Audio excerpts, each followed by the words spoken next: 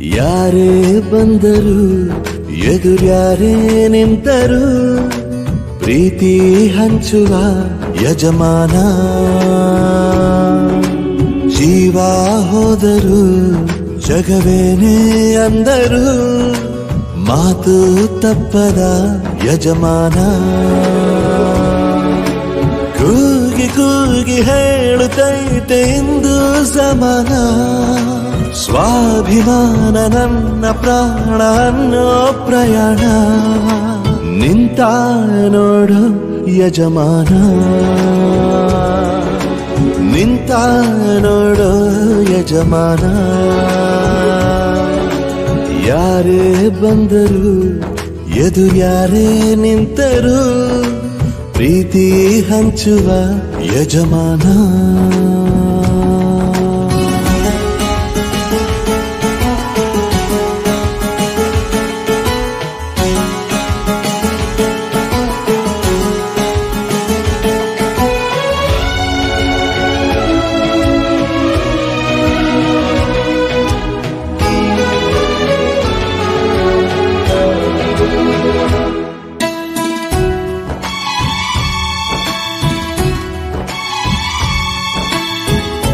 ಒಬ್ಬನೇ ಒಬ್ಬ ನಮಗೆಲ್ಲ ಒಬ್ಬನು.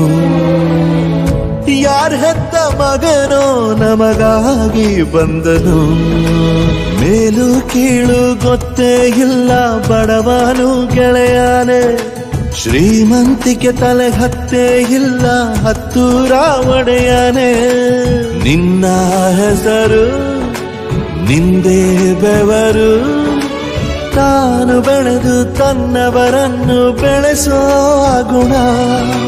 ನೇರ ನುಡಿಗೆ ಸತ್ಯದೆಡೆಗೆ ಮಾಡಿದ ಪ್ರಮಾಣ. ನಿಂತ ನೋಡು ಯಜಮಾನ, ನಿಂತ ನೋಡು ಯಜಮಾನ.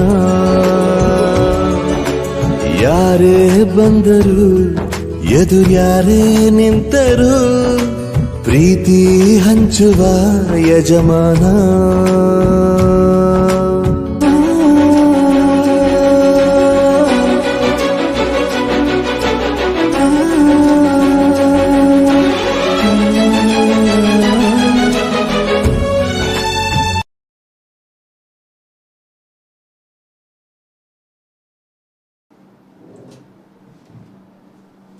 ಎಸ್, ಎಲ್ಲರಿಗೂ ನಮಸ್ಕಾರ.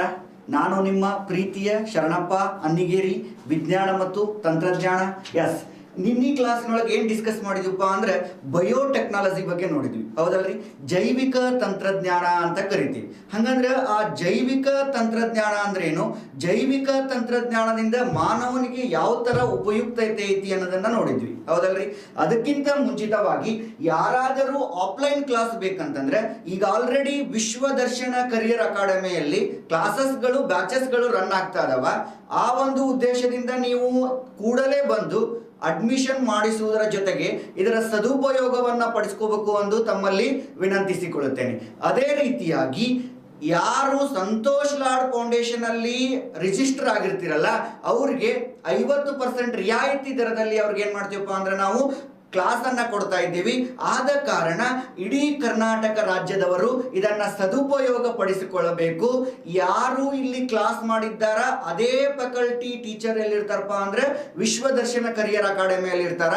ಸೊ ಆದ ಕಾರಣದಿಂದ ನೀವು ಕೂಡಲೇ ಅಡ್ಮಿಷನ್ ತಗೋಬೇಕು. 4 ತಿಂಗಳ ಕಾಲ ನಾವೇನ್ ಮಾಡ್ತೀವಪ್ಪ ಅಂದ್ರೆ ಇಂಡಿವಿಜುವಲ್ ಆಗಿ ಅವರ ಪ್ರಾಬ್ಲಮ್ ಅನ್ನ ನೋಡ್ಕೊಂಡು ಅವ್ರಿಗೆ ಯಾವ ತರ ಬೋಧನೆ ಮಾಡಬೇಕು ಅನ್ನೋದ್ರ ಬಗ್ಗೆ ತಿಳ್ಕೊಂಡು ಬೋಧನೆಯನ್ನು ಮಾಡುತ್ತೇವೆ. ಆದ ಕಾರಣದಿಂದ ನೀವೇನ್ ಮಾಡ್ಬೇಕು ಅಂದ್ರೆ ಅಡ್ಮಿಷನ್ ಅನ್ನ ತಗೋಬೇಕು. ಎಸ್, ಇನ್ನ ಪ್ರೀವಿಯಸ್ ವಿಡಿಯೋ ನೋಡಿದ್ರಿ ಸಂತೋಷ್ ಲಾಡ್ ಸರ್ ಅವರು, ಹೌದಲ್ರಿ? ನಾನು ಇನ್ನಿ ಕ್ಲಾಸ್ನೊಳಗ ಹೇಳಿದ್ನ್ಯ ಏನಪ್ಪಾ ಅಂದ್ರೆ ಜಗತ್ತಿನೊಳಗ ಏನಾದರೂ ಸಮಸ್ಯೆ ಬಂದತಿ, ಅದ್ರಾಗೂ ಕರ್ನಾಟಕ ರಾಜ್ಯದೊಳಗ ಏನಾದರೂ ಸಮಸ್ಯೆ ಬಂದತಿ ಅಂತಂದ್ರೆ ಅದಕ್ಕೆ ಮುಂಚೂಣಿಯಲ್ಲಿ ನಿಂದ್ರವ್ರು ಯಾರಪ್ಪ ಅಂದ್ರೆ ಸಂತೋಷ್ ಲಾಡ್ ಸರ್, ಹೌದಲ್ರಿ? ಇವತ್ತ ವಿದ್ಯೆ ಆತು, ಇನ್ನ ಯಾರಿಗಾದ್ರೂ ಸಮಸ್ಯೆಗಳಾದ್ರು ಅಂತಂದ್ರೆ ಪ್ರತಿ ಜಿಲ್ಲೆಯಲ್ಲಿಯೂ ಕೂಡ ನಿರುದ್ಯೋಗಿಗಳಿರಬಾರದು, ಏನ್ರಿ? ಉದ್ಯೋಗಿಗಳಾಗಿರ್ಬೇಕು, ಹೌದಲ್ರಿ? ಇವತ್ತು ಕರ್ನಾಟಕಕ್ಕೆ ಏನಾದರೂ ಸಮಸ್ಯೆ ಬಂದತ್ತಂದ್ರೆ ಆ ಸಮಸ್ಯೆಗೆ ಎದುರಿಸಬೇಕು ಅನ್ನೋದನ್ನ ಹೇಳ್ಕೊಡುವಂತಹ ಏಕೈಕ ವ್ಯಕ್ತಿ ಸರ್ ಅಂದ್ರೆ ಸಂತೋಷ್ ಲಾಡ್ ಸರ್ ಅವರು, ಹೌದಲ್ರಿ? ಆ ಒಂದು ಉದ್ದೇಶಕ್ಕಾಗಿ ಈ ಒಂದು ಉಚಿತ KAS ಅನ್ನ ಏನ್ ಮಾಡಕತ್ತಾರಪ್ಪ ಅಂದ್ರೆ ನಿಮಗೆ ಕೊಡಾಕತ್ತಾರ. ಇದನ್ನ ಪ್ರತಿಯೊಬ್ಬ ಗ್ರಾಮದಲ್ಲಿ ಏನ್ರಿ ಕಟ್ಟ ಕಡೆಯ ವ್ಯಕ್ತಿಯೂ ಕೂಡ ಇದನ್ನ ಏನ್ ಮಾಡ್ಕೋಬೇಕಂದ್ರೆ ಉಪಯೋಗ ಮಾಡ್ಕೋಬೇಕು. ಉಪಯೋಗ ಮಾಡಿಕೊಂಡು ಬರುವ ದಿನಗಳಲ್ಲಿ ನಿಮ್ಮ ಜೀವನವನ್ನ ವೃದ್ಧಿಸ್ಕೋಬೇಕು, ಮತ್ತೇನಪ್ಪಾ ಅಂದ್ರೆ ಬದುಕಿನೊಳಗೆ ಏನಾದರೂ ಒಂದು ಸಾಧನೆ ಮಾಡಬೇಕು ಅಂತ ತಮ್ಮಲ್ಲಿ ವಿನಂತಿಸಿಕೊಳ್ಳುತ್ತೇನೆ. Okay, yes, all right. ಇನ್ನ ನೆಕ್ಸ್ಟ್ ಈ ಭಾರತ ದೇಶದೊಳಗ ಜೈವಿಕ ತಂತ್ರಜ್ಞಾನ ಯಾವ ತರ ಬೆಳೀತು ಅನ್ನೋದನ್ನ ನೋಡಿದ್ವಿ, ಹೌದಲ್ರಿ ಸರ್? ನಾ ಸಾಮಾನ್ಯ ಡೆಫಿನಿಷನ್ ಹೇಳಿದ್ದೆ. ಏನ್ ಹೇಳಿದ್ರಿ ಅಂತಂದ್ರೆ ಜೀವಿಗಳ ಗುಣಲಕ್ಷಣಗಳನ್ನ ಬಳಸಿಕೊಂಡು, ಹೌದಲ್ರಿ? ಜೀವಿಗಳ ಗುಣಲಕ್ಷಣಗಳನ್ನ ಬಳಸಿಕೊಂಡು ನಮಗೆ ಉಪಯುಕ್ತವಾಗಿರ್ತಕ್ಕಂತಹ ಏನ್ರಿ ನಮಗೆ ಉಪಯುಕ್ತವಾಗಿರ್ತಕ್ಕಂತಹ ಜೀವಿಗಳನ್ನ ತಯಾರು ಮಾಡುವಂತಹ ಒಂದು ತಂತ್ರಕ್ಕೆ ಅದು ಒಂದು ಟೆಕ್ನಾಲಜಿಗೆ ನಾವೇನಂತ ಕರಿತೀವಿ ಅಂತಂದ್ರೆ ಬಯೋಟೆಕ್ನಾಲಜಿ ಅಂತ ಕರಿತಿದ್ವಿ. ಇನ್ನು ಭಾರತದಲ್ಲಿ ಯಾವ ತರ ಬಯೋಟೆಕ್ನಾಲಜಿ ಬೆಳೀತು ಅನ್ನೋದ್ರ ಬಗ್ಗೆ ಹೇಳಿದ್ವಿ. ರಾಷ್ಟ್ರೀಯ ಜೈವಿಕ ತಂತ್ರಜ್ಞಾನ ಮಂಡಳಿ ಬಗ್ಗೆನೂ ನಾ ಹೇಳಿದ್ದೆ.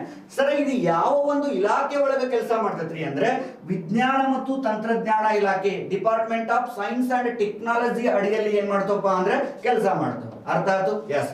ಇನ್ನ ಈ ಜೈವಿಕ ತಂತ್ರಜ್ಞಾನದಲ್ಲಿ ಕೆಲವೊಂದಿಷ್ಟು ಟೈಪ್ಸ್ ಗಳ ಬರ್ತಾವ. ಅದ್ರ ಒಳಗೆ ಫಸ್ಟ್ ಒನ್ ಯಾವುದು ಅಂತಂದ್ರೆ ಕೆಂಪು ಬೀಟಿ ಅಂತ ಕರಿತೀವಿ ನಾವು. ಏನ್ರಿ ಕೆಂಪು ಬೀಟಿ? ಈ ಕೆಂಪು ಬೀಟಿ ಯಾವುದಕ್ಕೆ ಸಂಬಂಧ ಸರ ಅಂತ ಕೇಳಿದ್ರೆ ಔಷಧಿಗಳ ಬಗ್ಗೆ ಅರಿವು ಮೂಡಿಸಲು ಅಥವಾ ಔಷಧಿಗಳ ಬಗ್ಗೆ ಹೊಸ ಔಷಧಿಯನ್ನ ಕಂಡು ಹಿಡಿಯಲು ಈ ಕೆಂಪು ಬೀಟಿ ನಮ್ಗೆ ಏನಾಗತ್ತಂದ್ರೆ ಉಪಯೋಗ ಆಗತ್ತೆ. ಇನ್ನು ನೆಕ್ಸ್ಟ್ ಹಸಿರು ಬೀಟಿ ಎದಕ್ಕಾಗತ್ರಿ ಸರ ಅಂತಂದ್ರೆ ಕೃಷಿ ಏನ್ರಿ ಕೃಷಿಗೆ ಸಂಬಂಧಿರ್ತಕ್ಕಂತಹ ಕೆಲವೊಂದಿಷ್ಟು ಟೆಕ್ನಾಲಜಿಗಳಿಗೆ ಸಂಬಂಧಿಸಿದ ಯಾವ್ದಪ್ಪ ಅಂದ್ರೆ ಹಸಿರು ಬೀಟಿ ಅಂತ ಕರಿತೀವಿ.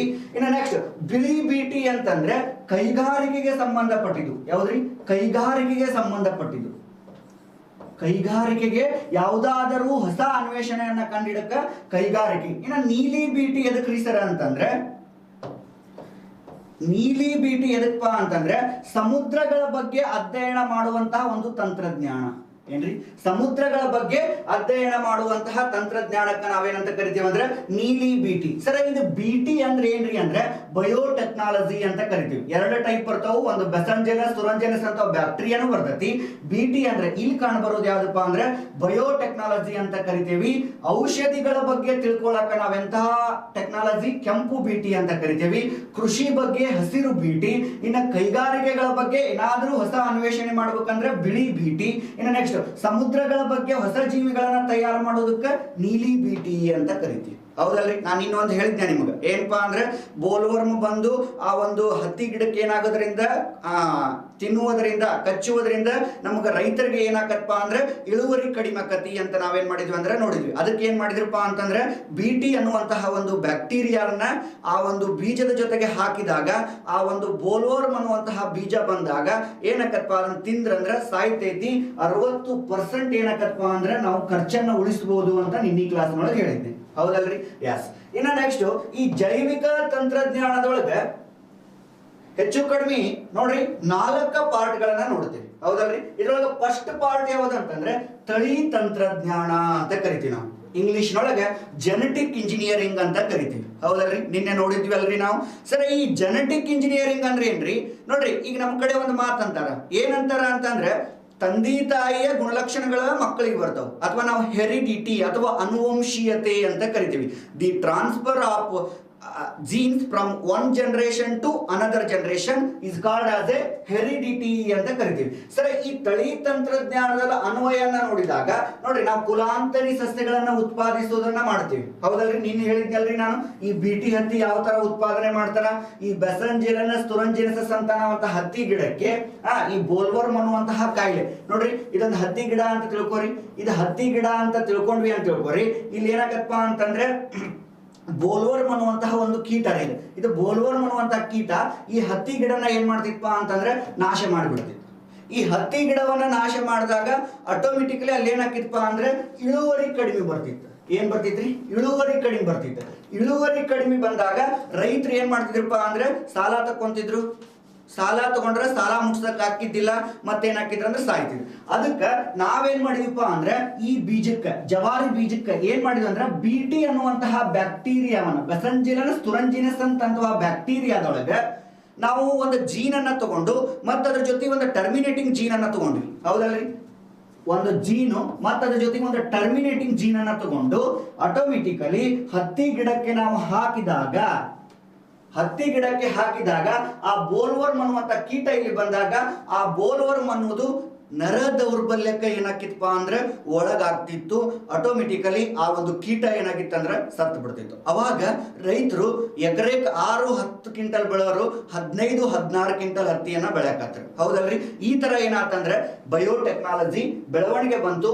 ಯಾವ ಕ್ಷೇತ್ರದೊಳಗೆ ಅಂತಂದ್ರೆ ಸಸ್ಯಗಳನ್ನ ಉತ್ಪಾದಿಸುವಂತಹ ಕ್ಷೇತ್ರದೊಳಗೆ. ಇದು ಒಂದು ದೊಡ್ಡ ಏನಾಗಿತ್ತಪ್ಪ ಅಂತಂದ್ರೆ ನಮ್ಮ ಭಾರತ ದೇಶದೊಳಗೆ ಇಳುವರಿ ಕಡಿಮೆ ಬರ್ತಿತ್ತು. ಹೌದಲ್ರಿ? ಯಾಕಂದ್ರೆ ಹತ್ತಿ ಅನ್ನೋದು ವಾಣಿಜ್ಯ ಬೆಳೆ. ನೋಡ್ರಿ, ಈಗ ನಾವೇನ್ ಮಾಡ್ತೀವಪ್ಪ ಅಂದ್ರೆ ಏನಾರ ಗೋಧಿ ಜೋಳ ಮಾಡಿಬಿಡಿ ಅಂದ್ರೆ ಒಂದು ತಿಂಗಳಿಗೆ ಬಾಳ ಅಂದ್ರೆ ಒಂದು ಕ್ವಿಂಟಲ್ಗೆ 2,000-3,000 ಹಾಕಿತ್ತು. ಬಟ್ ಹತ್ತಿ ಹಂಗಲ್ರಿ, ಸುಮಾರು ಸಾವಿರಾರು ಅಂದ್ರೆ 6,000-5,000 ಕ್ವಿಂಟಲ್ ಹಿಂಗ ಹಾಕಿದ್ದು.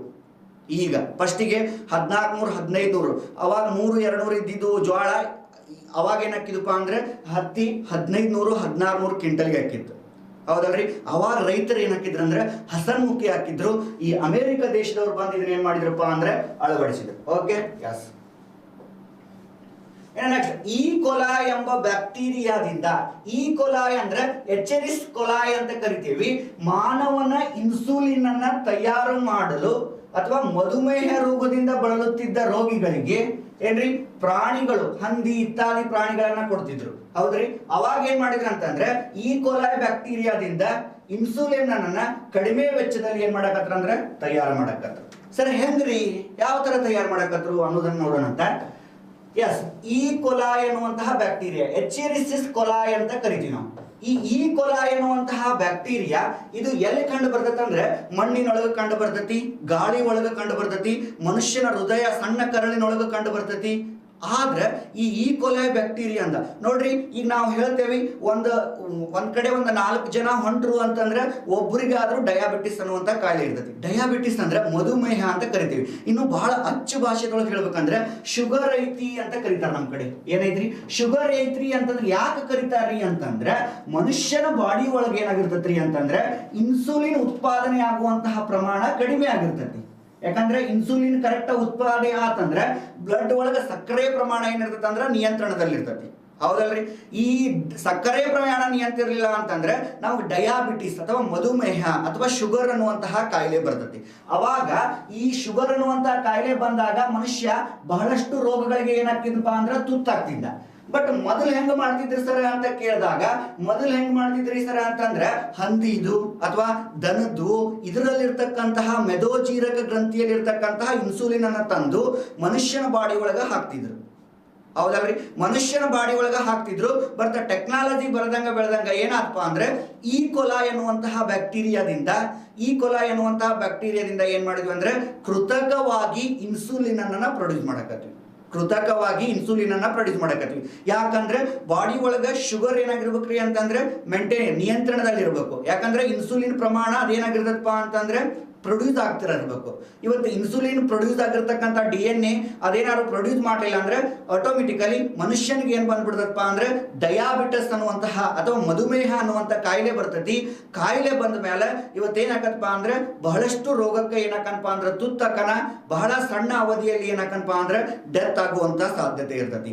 ಅದಕ್ಕೆ ನಮ್ಮಲ್ಲಿರ್ತಕ್ಕಂತಹ ವಿಜ್ಞಾನಿಗಳು 1973 ಒಳಗೆ ಏನ್ ಮಾಡ್ತಾರಪ್ಪ ಅಂತಂದ್ರೆ ಅಮೆರಿಕ ದೇಶದ ಸ್ಟ್ಯಾನ್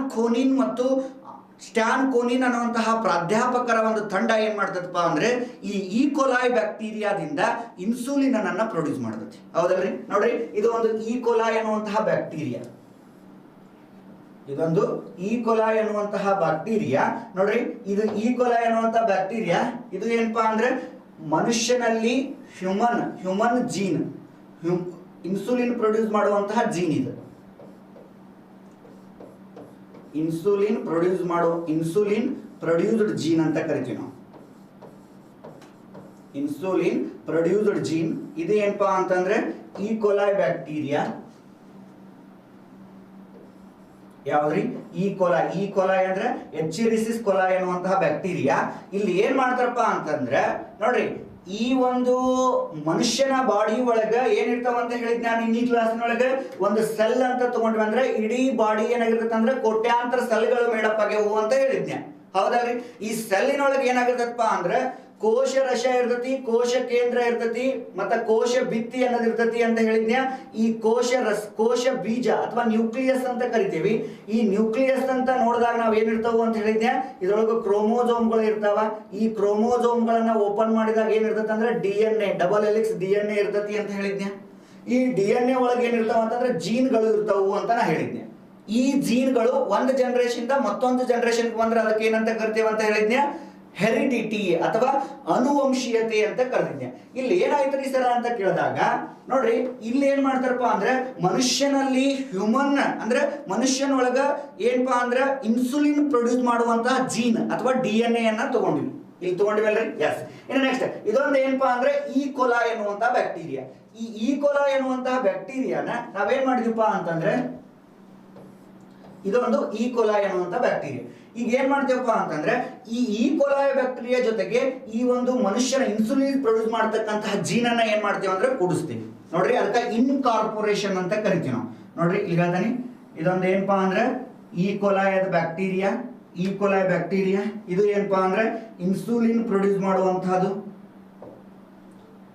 ಇದೇನ್ರಿ ಅಂದ್ರೆ ಇನ್ಸುಲಿನ್ ಪ್ರೊಡ್ಯೂಸ್ ಅಂತಹ ಹ್ಯೂಮನ್ ಜೀನು ಹೌದಲ್ರಿ ಇದೇನಪ್ಪಾ ಅಂದ್ರೆ ಇನ್ಸುಲಿನ್ ಪ್ರೊಡ್ಯೂಸ್ ಮಾಡುವಂತಹ ಹ್ಯೂಮನ್ ಜೀನು ಇದೇನಪ್ಪಾ ಅಂದ್ರೆ ಈ ಕೊಲೆ ಬ್ಯಾಕ್ಟೀರಿಯಾ ಇಲ್ಲಿ ಏನಾಗತ್ತಪ್ಪ ಅಂದ್ರೆ ಇನ್ಕಾರ್ಪೊರೇಷನ್ ಏನಾಗತ್ತ ಅಂದ್ರೆ ನಡಿತೈತಿ ಇದು ಹೆಂಗ್ ನಡಿತೈತ್ರಿ ಅಂತಂದ್ರೆ ನೈಸರ್ಗಿಕವಾಗಿ ಏನ್ ಮಾಡ್ತಂದ್ರೆ ನಡಿತೈತಿ ಹಂಗಂದ್ರೆ ಸರ್ ಏನ್ರಿ ಅಂತಂದ್ರೆ ಈ ಒಂದು ಈ ಕೊಲಾ ಎನ್ನುವಂತಹ ಬ್ಯಾಕ್ಟೀರಿಯಾದೊಳಗ ಈ ಇನ್ಸುಲಿನ್ ಪ್ರೊಡ್ಯೂಸ್ ಮಾಡುವಂತಹ ಜೀನ್ ಏನ್ರಿ ಇನ್ಸುಲಿನ್ ಪ್ರೊಡ್ಯೂಸ್ ಮಾಡುವಂತಹ ಜೀನು ಏನಾಗಿರ್ತದಪ್ಪ ಅಂತಂದ್ರೆ ಸಂವೇಗ ಹೊಂದಿರ್ತತಿ ಹೆಂಗ್ರಿ ಇವೆರಡು ಸಂವೇಗ ಹೊಂದಿರ್ತತಿ ಸಂವೇಗ ಹೊಂದಿದ್ಮೇಲೆ ಹೋಸ್ಟ್ ಜೀನ್ಗೆ ಏನ್ರಿ ಈ ಹೋಸ್ಟ್ ಜೀನ್ ಅಂದ್ರೆ ಈ ಕೊಲಾ ಎನ್ನುವಂತ ಬ್ಯಾಕ್ಟೀರಿಯಾ ಈ ಹೋಸ್ಟ್ ಜೀನ್ಗೆ ಏನ್ ಮಾಡ್ತಾರಪ್ಪ ಅಂತಂದ್ರೆ ಫಾರಿನ್ ಜೀನ್ ಅಂದ್ರೆ ಇನ್ಸುಲಿನ್ ಪ್ರೊಡ್ಯೂಸ್ ಮಾಡ್ತಕ್ಕಂತ ಹ್ಯೂಮನ್ ಒಳಗಿದು ಎಲ್ರಿ ಹ್ಯೂಮನ್ ಒಳಗೆ ಪ್ರೊಡ್ಯೂಸ್ ಮಾಡ್ತಕ್ಕಂತ ಇನ್ಸುಲಿನ್ ಜೀನು ಈ ಹೋಸ್ಟ್ ಜೀನ್ ಅನ್ನ ತಂದು ಫಾರಿನ್ ಜೀನ್ ಅನ್ನ ತಂದು ಹೋಸ್ಟ್ ಜೀನ್ಗೆ ಏನ್ ಮಾಡ್ತೀವಿ ಅಂದ್ರೆ ಸಂವೇಗ ಮಾಡ್ತೀವಿ ಸಂವೇಗ ಮಾಡಿದ್ಮೇಲೆ ಏನಾಗತ್ರಿ ಸರ ಅಂತ ಕೇಳಿದ್ರಾಗ ಅವೆರಡು ಸಂವೇಗ ಹೊಂತವು ಈ ತರ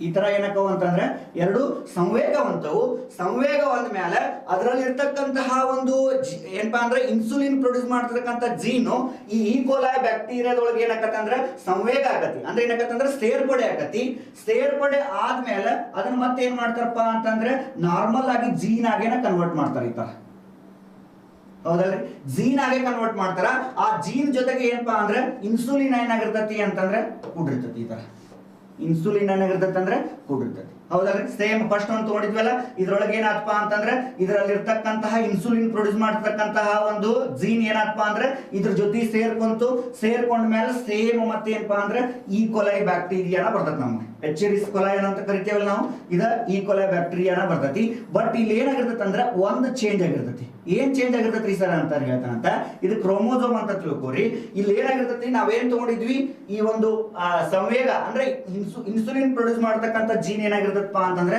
ಸೇರ್ಪಡೆ ಆಗಿರ್ತೈತಿ ಈ ತರ ಏನ್ರಿ ಇನ್ಸುಲಿನ್ ಪ್ರೊಡ್ಯೂಸ್ ಮಾಡ್ತಕ್ಕಂತಹ ಜೀನ್ ಸೇರ್ಪಡೆ ಆಗತ್ತೆ ನೆಕ್ಸ್ಟ್ ಇದನ್ನ ಏನ್ ಮಾಡ್ತಾರಪ್ಪ ಅಂತಂದ್ರೆ ಒಂದು ಬೀಕರ್ ಒಳಗೆ ತಗೊಂತಾರೆ ಒಂದು ಬೀಕರ್ ಒಳಗೆ ತಗೊಂಡು ಅಗರ್ ಮಾಧ್ಯಮದೊಳಗ ಒಳಪಡಿಸ್ತಾರೆ ಏನ್ರಿ ಅಗರ್ ಮಾಧ್ಯಮ ಸರ್ ಅಗರ್ ಮಾಧ್ಯಮ ಅಂತಂದ್ರೆ ಏನ್ರಿ ಅಂತಂದ್ರೆ ನೋಡ್ರಿ ಕೆಂಪು ಪಾಚಿ ಇದ್ರೊಳಗ ವಾಟರ್ ಕನ್ಸಿಸ್ಟ್ ಇರ್ತೈತಿ ಏನ್ ಕರ್ತೈತ್ರಿ ವಾಟರ್ ಕನ್ಸಿಸ್ಟ್ ಇರ್ತೈತಿ ಇಲ್ಲಿ ಏನ್ ಮಾಡ್ತಾರಪ್ಪ ಅಂತಂದ್ರೆ ಕೆಂಪು ಪಾಚಿ ಅಗರ್ ಮಾಧ್ಯಮ ಅಂತಂದ್ರೆ ಕೆಂಪು ಪಾಚಿಯನ್ನ ಇದ್ರೊಳಗೆ ಹಾಕಿದಾಗ ಕೆಂಪು ಪಾಚಿಯ ಪುಡಿ ಅಂತ ಬರ್ತೈತಿ ಕೆಂಪದು ಬರ್ತೈತ್ರಿ ಅದು ಅದೇನಾಗಿರ್ತೈತೆ ಅಂದ್ರೆ ಸೂಕ್ಷ್ಮ ಕೋಶಗಳನ್ನ ಏನ್ ಮಾಡ್ತೈತೆ ಅಂದ್ರೆ ಪೋಷಕಾಂಶಗಳಿಂದ ರಕ್ಷಣೆ ಮಾಡಿ ಡಬಲ್ ಏನಾಗತ್ತಂದ್ರೆ ನ್ಯೂಕ್ಲಿಯಸ್ ಡಿವಿಷನ್ ಹಾಕುವಂತ ಹೋಗತ್ತಿ ಹೌದಲ್ರಿ ಇದನ್ನ ಇದ್ರೊಳಗೆ ಹಾಕಿದ್ವಿ ಅಂತ ತಿಳ್ಕೋರಿ ಇದ್ರಾಗ ಏನಾಗತ್ತಪ್ಪ ಅಂತಂದ್ರೆ ಕೆಲವೊಂದಿಷ್ಟು ದಿನಗಳ ಕಾಲ ಆದ್ಮೇಲೆ ಏನಾಗತ್ತಪ್ಪ ಅಂತಂದ್ರೆ ಸೂಕ್ಷ್ಮ ಪೋಷಕಾಂಶಗಳು ಏನಾಕಪ್ಪ ಅಂದ್ರೆ ಡೆವಲಪ್ ಆಗಿರ್ತಾವು ಒಂದೊಂದು ನ್ಯೂಕ್ಲಿಯಸ್ ಒಳಗೂ ಮೈಕ್ರೋ ಯೂನಿಟ್ಸ್ ಆಫ್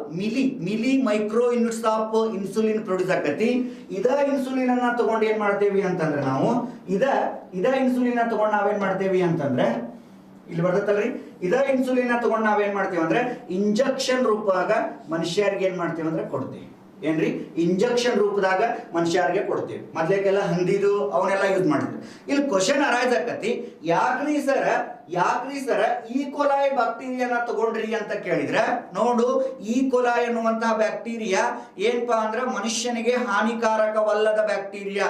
ಇವತ್ತು ಮಣ್ಣಿನೊಳಗಿರ್ತತಿ, ಗಾಳಿ ಒಳಗಿರ್ತತಿ, ನಮ್ಮ ಸಣ್ಣ ಕರಳಿನೊಳಗೂ ಇರ್ತತಿ, ಹೌದಲ್ರಿ. ಆ ಒಂದು ಉದ್ದೇಶಕ್ಕಾಗಿ ಈ ಒಂದು ಬ್ಯಾಕ್ಟೀರಿಯಾ ಏನಪ್ಪಾ ಅಂತಂದ್ರೆ ಮನುಷ್ಯನಿಗೆ ಹಾನಿಕಾರಕವಲ್ಲದಂತಹ ಬ್ಯಾಕ್ಟೀರಿಯಾ. ಜೇರ್ಕರ್ತ ನಾವು ನಾಳೆ ಇನ್ಸುಲಿನ್ ತಗೊಂಡ್ರು ಕೂಡ ಅದೇನೂ ಎಫೆಕ್ಟ್ ಆಗಂಗಿಲ್ಲ, ಹೌದಲ್ರಿ. ನೋಡ್ರಿ, ಇಷ್ಟೆಲ್ಲಾ ಆದ್ಮೇಲೆ ಏನಾಗತ್ತಪ್ಪ ಅಂದ್ರೆ ನಮ್ಗ ಇಂಜೆಕ್ಷನ್ ಮುಖಾಂತರ ಇನ್ಸುಲಿನ್ ಏನ್ ಮಾಡ್ತಾರ ಅಂದ್ರೆ ಕೊಡ್ತಾರ. ಅದನ್ನ ಏನ್ ಮಾಡ್ತಾರ ಅಂದ್ರೆ ಡಾಕ್ಟರ್ ಆ ಒಂದು ಶುಗರ್ ಬಂದಿರತಕ್ಕಂತ ಪೇಷಂಟ್ಗೆ ಏನ್ ಮಾಡ್ತಾರ ಅಂತಂದ್ರೆ ಕೊಡ್ತಾರ. ಅವಾಗ ಏನಾಗತ್ತಪ್ಪ ಅಂದ್ರೆ ನೀವೆಲ್ಲ ಅಬ್ಸರ್ವ್ ಮಾಡಿರ್ಬೋದು, ಮನಿ ಒಳಗ ಯಾರಾದ್ರೂ ಶುಗರ್ ಪೇಷಂಟ್ ಗುಳಿಗೆಯನ್ನ ತಗೊಂತಾರ, ಅಥವಾ ಇನ್ನೊಂದೇನ್ ಮಾಡ್ತಾರಪ್ಪ ಅಂದ್ರೆ ಬಹಳ ಶುಗರ್ ಇತ್ತು ಅಂತ ತಿಳ್ಕೋರಿ, ಊಟ ಮಾಡೋದಕ್ಕಿಂತ ಮುಂಚಿತವಾಗಿ ಇಂಜೆಕ್ಷನ್ ಮಾಡ್ಕೊಂತಾರ. ಇಂಜೆಕ್ಷನ್ ಮಾಡಿದ್ಮೇಲೆ ಬ್ಲಡ್ ಏನಾಗಿರ್ತದೆ ಅಂದ್ರೆ ಶುಗರ್ ಲೆವೆಲ್ ನಿಯಂತ್ರಣ ಇರತಿ. ಅವಾಗ ಊಟ ಮಾಡಿದ್ಮೇಲೆ ಏನಾಗತ್ತಂದ್ರೆ ಆರಾಮಾಕಾರ. ಇವತ್ತೊಂದು ಅವಾಗ ಅಂತಿದ್ರು ಶುಗರ್ ಬಂದ್ರೆ ಸಾಯ್ತಾರ ಅಂತಂದು, ಬಟ್ ಇವತ್ತು ಟೆಕ್ನಾಲಜಿ ಬೆಳೆಯುವುದರಿಂದ ಸುಮಾರು ಶುಗರ್ ಬಂದ್ರೂ ಕೂಡ 15ರಿಂದ 20 ವರ್ಷ ಏನಾಗಬಹುದಪ್ಪ ಅಂತಂದ್ರೆ ಬೆಳಿಬಹುದು. ಏನ್ರಿ, 15ರಿಂದ 20 ವರ್ಷ ಏನ್ ಮಾಡ್ಬೋದಪ್ಪ ಅಂತಂದ್ರೆ ಬೆಳಿಬಹುದು, ಹೌದಲ್ರಿ. ಇವತ್ತ ಈ ಒಂದು ಟೆಕ್ನಾಲಜಿ ಏನಾಗತ್ತಪ್ಪ ಅಂದ್ರೆ ಬೆಳವಣಿಗೆ ಆಗೈತಿ. ನೋಡ್ರಿ, ಇದು ಇನ್ಸುಲಿನ್ ಅನ್ನ ಪ್ರೊಡ್ಯೂಸ್ ಮಾಡುವಂತಹ ಒಂದು ಟೆಕ್ನಿಕ್ ಇದು. ಏನ್ರಿ, ನೋಡ್ರಿ, ಈ ತರ ಬ್ಯಾಕ್ಟೀರಿಯಾನ ತಗೊಂಡು ಈ ತರ ಅವನ ಸಂವೇಗ ಹೊಂದಿ ಮತ್ತೆ ಏನ್ ಮಾಡ್ತಾರಪ್ಪ ಅಂತಂದ್ರೆ ಅದೇ ತರನಾಗ ಮಾಡಿ, ಬಟ್ ಅಲ್ಲಿ ಏನಾಗಿರ್ತದೆ ಅಂದ್ರೆ ಇನ್ಕಾರ್ಪೊರೇಷನ್ ಆಗಿರ್ತತಿ, ಹೌದಲ್ರಿ. ಈ ತರ ಏನಪ್ಪಾ ಅಂದ್ರೆ ಟೆಕ್ನಾಲಜಿ ಬೆಳವಣಿಗೆ ಹೊಂದತಿ. ಇನ್ಸುಲಿನ್ ಅನ್ನ ಯಾವ ತರ ಪ್ರೊಡ್ಯೂಸ್ ಮಾಡ್ತಾರ ಅನ್ನೋದನ್ನ ನೋಡಿದ್ವಿ. Okay, S. ಇನ್ನು ನೆಕ್ಸ್ಟ್ ಇದೇ ತರನಾಗಿ ಏನಪ್ಪಾ ಅಂದ್ರೆ ಲಸಿಕೆಗಳನ್ನ, ವಿವಿಧ ರೀತಿಯ ರೋಗಗಳಿಗೆ ಲಸಿಕೆಗಳನ್ನ ತಯಾರು ಮಾಡ್ತಾರ. ಹೌದು, ಈಗ ನೋಡ್ರಿ, ನಿಮ್ಗೆ ಇನ್ನೊಂದು ಎಕ್ಸಾಂಪಲ್ ಕೊಡ್ತೀನಿ. ಹಿಮೋಫಿಲಿಯಾ ಅನ್ನುವಂತಹ ರೋಗ ಯಾವುದೇ ಮನುಷ್ಯನಿಗೆ ಬಂದ್ರು ಅಂತ ತಗೋರಿ, ಆಕ್ಸಿಡೆಂಟ್ ಅಥವಾ ಏನಾದರೂ ತೊಂದರೆಗಳು ಸಂಭವಿಸಿದಾಗ ರಕ್ತ ಏನಾಗಿರ್ತದಪ್ಪ ಅಂದ್ರೆ ಬಹಳಷ್ಟು ಏನಾಗಿರ್ತದೆ ಅಂದ್ರೆ ಹರಿದು ಹೋಗಿರ್ತತಿ. ನೋಡ್ರಿ, ಇವತ್ತು ಹಿಮೋಫಿಲಿಯಾ ಅನ್ನುವಂತ ಒಬ್ಬ ಮನುಷ್ಯ ಹಿಮೋಫಿಲಿಯಾ ರೋಗ ಬಂದದಂತ ತಿಳ್ಕೋರಿ. ಈ ಹಿಮೋಫಿಲಿಯಾ ಬಂದಿರತಕ್ಕಂಥ ರೋಗ ಆಕ್ಸಿಡೆಂಟ್ ಆಗೈತಿ ಅಂತ ತಿಳ್ಕೋರಿ. ಏನ್ ಬಂದದ್ರಿ, ಹಿಮೋಫಿಲಿಯಾ ರೋಗ ಬಂದತಿದ್ದು ಒಂದು ಕಾಯಿಲೆ. ಇದು ಈ ಕಾಯಿಲೆ ಬಂದಾಗ ಇವಂಗ ಆಕ್ಸಿಡೆಂಟ್ ಆಯ್ತು ಅಂದ್ರೆ ರಕ್ತ ಏನಾಗತ್ತೆ ಅಂದ್ರೆ ಬಳ ಬಳ ಬಳ ಬಳ ಏನಾಗಂದ್ರೆ ದೌಡು ನಿಂದ್ರಂಗಿಲ್ಲ. ಅವಾಗ ಡಾಕ್ಟರ್ ಏನ್ ಮಾಡ್ತಾರಪ್ಪ ಅಂತಂದ್ರೆ ಆ ಒಂದು ಪೊಟ್ಯಾಷಿಯಂ ಆಲಂ ಅನ್ನುವುದಂತಹ ಒಂದು ಪೊಟ್ಯಾಷಿಯಂ ಆಲಂ ಅಂತ ಕರಿತೀವಿ ನಾವು. ಪೊಟ್ಯಾಷಿಯಂ ಆಲಂ ಅನ್ನುವಂತಹ ಒಂದು ಇಂಜೆಕ್ಷನ್ ಮಾಡಿದಾಗ ಅವಾಗ ಏನಾಗತ್ತಪ್ಪ ಅಂದ್ರೆ ರಕ್ತ ಏನಾಗತ್ತೆ ಅಂದ್ರೆ ನಿಂದಿರ್ತದೆ, ಹೌದಲ್ರಿ. ಈ ಪೊಟ್ಯಾಷಿಯಂ ಆಲಂ ಅನ್ನೋದನ್ನ ಯಾವ ತರ ಪ್ರೊಡ್ಯೂಸ್ ಮಾಡೇವ್ರಿ ಸರ್ ಅಂತಂದ್ರೆ ನಾವು ಈ ಒಂದು ಟೆಕ್ನಿಕ್ ಮುಖಾಂತರ ನಾವೇನ್ ಮಾಡೇವಿ ಅಂದ್ರೆ ತಯಾರು ಮಾಡೇವಿ. ಇವತ್ತು ನೋಡ್ರಿ, ಇನ್ನು ಮಾಲಿನ್ಯಗಳನ್ನ ತಡೆಗಟ್ಟಲು ಕೂಡ ನಾವೇನ್ ಮಾಡ್ತೇವೆ ಅಂದ್ರೆ ತಳಿ ತಂತ್ರಜ್ಞಾನ ಯೂಸ್ ಮಾಡ್ತೇವಿ. ಇನ್ನು ಜೈವಿಕ ಗೊಬ್ಬರಗಳ ತಯಾರಿಕೆ ನಾನು ನಿಮ್ಗೆ ಆಲ್ರೆಡಿ ಹೇಳಿದ್ನ. ನೋಡ್ರಿ, ಇವತ್ತು ಒಬ್ಬವ ರೈತ ಏನಪ್ಪಾ ಅಂದ್ರೆ ದೇಶದ ಮೇಲೆ, ಆರ್ಥಿಕತೆ ಮೇಲೆ ಬಹಳಷ್ಟು ಪರಿಣಾಮ ಬೀಳ್ತಾನ. ಇವತ್ತು ರೈತ ಇರ್ಲಿಲ್ಲ ಅಂತಂದ್ರೆ ಬಹಳ ವಜ್ಜಾಕತಿ ದೇಶದ ಮೇಲೆ. ಮತ್ತೆ ರೈತ ಬೆಳೆ ಬೆಳಿಬೇಕಂದ್ರೆ ಬೆಳೆ ಉತ್ತಮವಾಗಿ ಬೆಳೆ ಬರಬೇಕು. ಆ ಉತ್ತಮವಾಗಿ ಬೆಳೆ ಬರಬೇಕು ಅಂತಂದ್ರೆ ನಾವು ರಸಗೊಬ್ಬರಗಳನ್ನ ಬಳಸಬೇಕು. ಆ ರಸಗೊಬ್ಬರಗಳಿಗೆ different type of ingredients use ಮಾಡಿ ಯಾವುದೇ ತರಹದ ಕೀಟಗಳು ಬಂದು ಅದಕ್ಕೆ ಅಪ್ಪಳಿಸಬಾರದು ಅನ್ನೋ ಒಂದು ಉದ್ದೇಶಕ್ಕೆ ಇಟ್ಟುಕೊಂಡು ಇವತ್ತ ಬಯೋಟೆಕ್ನಾಲಜಿ ಒಳಗ ಬಹಳಷ್ಟು ಏನಾಗತ್ತವ್ರಿ ಅಂತಂದ್ರೆ ಗೊಬ್ಬರಗಳನ್ನ ಏನ್ ಮಾಡಕತ್ತಾರ ಅಂದ್ರೆ ತಯಾರು ಮಾಡಕತ್ತಾರ, ಹೌದಲ್ರಿ. ಜೈವಿಕ ಗೊಬ್ಬರಗಳನ್ನ ಏನ್ ಮಾಡಕತ್ತಾರ ಅಂದ್ರೆ ತಯಾರು ಮಾಡಕತ್ತಾರ. ಇದು ಒಂದ್ ಏನಪ್ಪಾ ಅಂದ್ರೆ ಟೆಕ್ನಿಕ್ ಅಂತ ನಾವು ನೋಡ್ಬೋದು. ಎಸ್. ಇನ್ನು ನೆಕ್ಸ್ಟ್ ನೋಡ್ರಿ, ಅಂಗಾಂಶ ಕೃಷಿ ಅಂತ ಕರಿತೀವಿ ನಾವು, ಟಿಶ್ಯೂ ಕಲ್ಚರ್ ಅಂತ ಕರಿತೀವಿ. ಏನ್ರಿ, ಅಂಗಾಂಶ ಕೃಷಿ ಅಥವಾ ಟಿಶ್ಯೂ ಕಲ್ಚರ್ ಅಂತ ಕರಿತೀವಿ. ನೀವೆಲ್ಲ ಕಂಡಿರ್ಬೋದು. ಇವತ್ತು ರೈತರು ಕೂಡ ಇದನ್ನ ಏನ್ ಮಾಡಕತ್ತಾರ ಅಂದ್ರೆ ಬಹಳಷ್ಟು ಯೂಸ್ ಮಾಡಕತ್ತಾರ. ಸರ್, ಹಂಗಂದ್ರೆ ಅಂಗಾಂಶ ಕೃಷಿ ಅಂದ್ರೆ ಏನ್ರಿ? ನೋಡ್ರಿ, ಇಲ್ಲಿ ಏನ್ ಮಾಡ್ತಾರಪ್ಪ ಅಂದ್ರೆ ಸಸ್ಯದ ಕತ್ತರಿಸಿದ ಅಂಗಾಂಶ ಅಥವಾ ಜೀವಕೋಶಗಳನ್ನು ಸೂಕ್ತ ಪೋಷಕ ಮಾಧ್ಯಮದ ಸಹಾಯದಿಂದ ನಿರ್ದಿಷ್ಟ ವೇಷದಲ್ಲಿ ಕಡಿಮೆ ಸಮಯದಲ್ಲಿ ಹೆಚ್ಚು ಸಸ್ಯಗಳನ್ನು ಸೃಷ್ಟಿಸುವ ವಿಧಾನಕ್ಕೆ ಅಂಗಾಂಶ ಕೃಷಿ ಅಂತ ಕರಿತೀವಿ. ಇದರ ಅರ್ಥ ಏನ್ರಿ ಸರ್ ಅಂತಂದ್ರೆ, ನೋಡ್ತಮ್ಮ, ಇವತ್ತ ನಾವು ಯಾವುದಾದರೂ ಒಂದು ಬೆಳೆಯನ್ನ ತಗೊಂಡು ಆ ಬೆಳೆಯಲ್ಲಿರ್ತಕ್ಕಂಥ ಒಂದು ಕಾಂಡ ಆಗಿರ್ಬೋದು ಅಥವಾ ಬೇರನ್ನ ತಗೊಂಡು ಆ ಬೇರು ತಗೊಂಡು ಅದಕ್ಕೆ ಏನಪ್ಪಾ ಅಂದ್ರೆ ಸೂಕ್ತವಾಗಿರ್ತಕ್ಕಂತಹ ಪೋಷಕಾಂಶಗಳನ್ನ ಹಾಕಿ ವಿತ್ ಟೆಂಪರೇಚರ್ ಅನ್ನ ಮೇಂಟೈನ್ ಮಾಡಿ ಆ ಒಂದು ಪೋಷಕಾಂಶಗಳು ಹಾಕಿದಾಗ ಅದೇನಾಗತ್ತಪ್ಪ ಅಂದ್ರೆ ಡಿವೈಡ್ ಆಗಿ ಬಹಳಷ್ಟು ಹಾಕವು. ಅದನ್ನ ಏನ್ ಮಾಡುದಪ್ಪ ಅಂತಂದ್ರೆ ಹೊಲದಲ್ಲಿ ರೈತರಿಗೆ ಕೊಟ್ಟಾಗ ರೈತರು ಬೆಳೆಯುತ್ತಾರ, ಬೆಳೆದ ಮೇಲೆ ಏನಪ್ಪಾ ಅಂದ್ರೆ ಒಳ್ಳೆ ಇರ್ತಕ್ಕಂತಹ ಇಳುವರಿ ಬರ್ತದೆ. ಅಂತ ಒಂದು ತಂತ್ರಗಾರಿಕೆಗೆ ನಾವೇನಂತ ಕರಿತೀವಿ ಅಂದ್ರೆ ಅಂಗಾಂಶ ಕೃಷಿ ಅಥವಾ ಟಿಶ್ಯೂ ಕಲ್ಚರ್ ಅಂತ ಕರಿತೀವಿ. ಅದರಲ್ಲಿ ಕಡಿಮೆ ಸಮಯದಲ್ಲಿ ಹೆಚ್ಚು ಸಸ್ಯಗಳನ್ನ ಬೆಳೆಯುವುದು. ನೋಡ್ರಿ, ನಮ್ ಕಡೆ ಒಂದು ವರ್ಷಕ್ಕೆ ಒಂದ ಬೆಳೆ ಬೆಳೆಯೋದ್ರಲ್ಲಿ ಏನ್ ಮಾಡೋದಂದ್ರೆ 2 ಬೆಳೆಗಳನ್ನ ಬೆಳೆಯುವುದು. ಹೆಂಗ್ರಿ ಸರ ಅಂತಂದ್ರೆ ನೀರಾವರಿಯನ್ನ ಹಾಕೊಂಡು ಬಹಳಷ್ಟು ಬೆಳೆಗಳನ್ನ ಏನ್ ಮಾಡೋದಪ್ಪ ಅಂದ್ರೆ ತಕ್ಕೊಂಡು ಅಲ್ಲೇನ್ ಮಾಡೋದಪ್ಪ ಅಂತಂದ್ರೆ ಹೊಲದಲ್ಲಿ ಬೆಳೆಯುವುದರಿಂದ ಇಳುವರಿ ಏನಕ್ಕಪ್ಪ ಅಂದ್ರೆ ಚೆನ್ನಾಗಿ ಬರ್ತದೆ. ಹೌದಲ್ರಿ? ಅದನ್ನ ಯಾವ ತರ ಮಾಡ್ತಾರ್ರಿ ಅನ್ನೋದನ್ನ ನೋಡೋಣ. ಅದಕ್ಕಿಂತ ಮುಂಚಿತವಾಗಿ ಸರ ಈ ಅಂಗಾಂಶ ಕೃಷಿಯ ಪಿತಾಮಹ ಅಂತ 2019 PC ಕ್ವಶನ್ ಆಗೈತಿ. ಸರ ಅಂಗಾಂಶ ಕೃಷಿಯ ಪಿತಾಮಹ ಅಂತಂದ್ರೆ the father of tissue culture ನ ಯಾರಂತ ಕರಿತೀವಿ ಅಂತಂದ್ರೆ ಹೆಬರ್ ಲ್ಯಾಂಡ್ ಅಂತ ಕರಿತೀವಿ. ಏನ್ರಿ? ಹೆಬರ್ ಲ್ಯಾಂಡ್ ಅನ್ನ ಅಂಗಾಂಶ ಕೃಷಿಯ ಪಿತಾಮಹ, the father of tissue culture ಅಂತ ಕರಿತೀವಿ. ಇನ್ನು ನೆಕ್ಸ್ಟ್ ಅಂಗಾಂಶ ಕೃಷಿಯ ಮೂಲ ತತ್ವ, ಇದನ್ನ ಕೇಳ್ಯಾರ ನೋಡ್ರಿ, ಬಹಳಷ್ಟು ಸದಾ ಕೇಳ್ಯಾರ. ಇವತ್ತು ನಾ ಟಿಶ್ಯೂ ಕಲ್ಚರ್ ಮಾಡ್ಬೇಕಂದ್ರೆ ಅದಕ್ಕೆ ಮೂಲ ತತ್ವ ಯಾವುದು ಅಂತಂದ್ರೆ ಟೋಟಿ ಪೊಟೆನ್ಸಿ ಅಂತ ಕರಿತೀವಿ ನಾವು. ಎಂತ ಪೊಟೆನ್ಸಿ? ಟೋಟಿ ಪೊಟೆನ್ಸಿ ಅಂತ ಕರಿತೀವಿ. ಹಂಗಂದ್ರೆ ಸರ ಟೋಟಿ ಪೊಟೆನ್ಸಿ ಅಂದ್ರೆ ಏನ್ರಿ?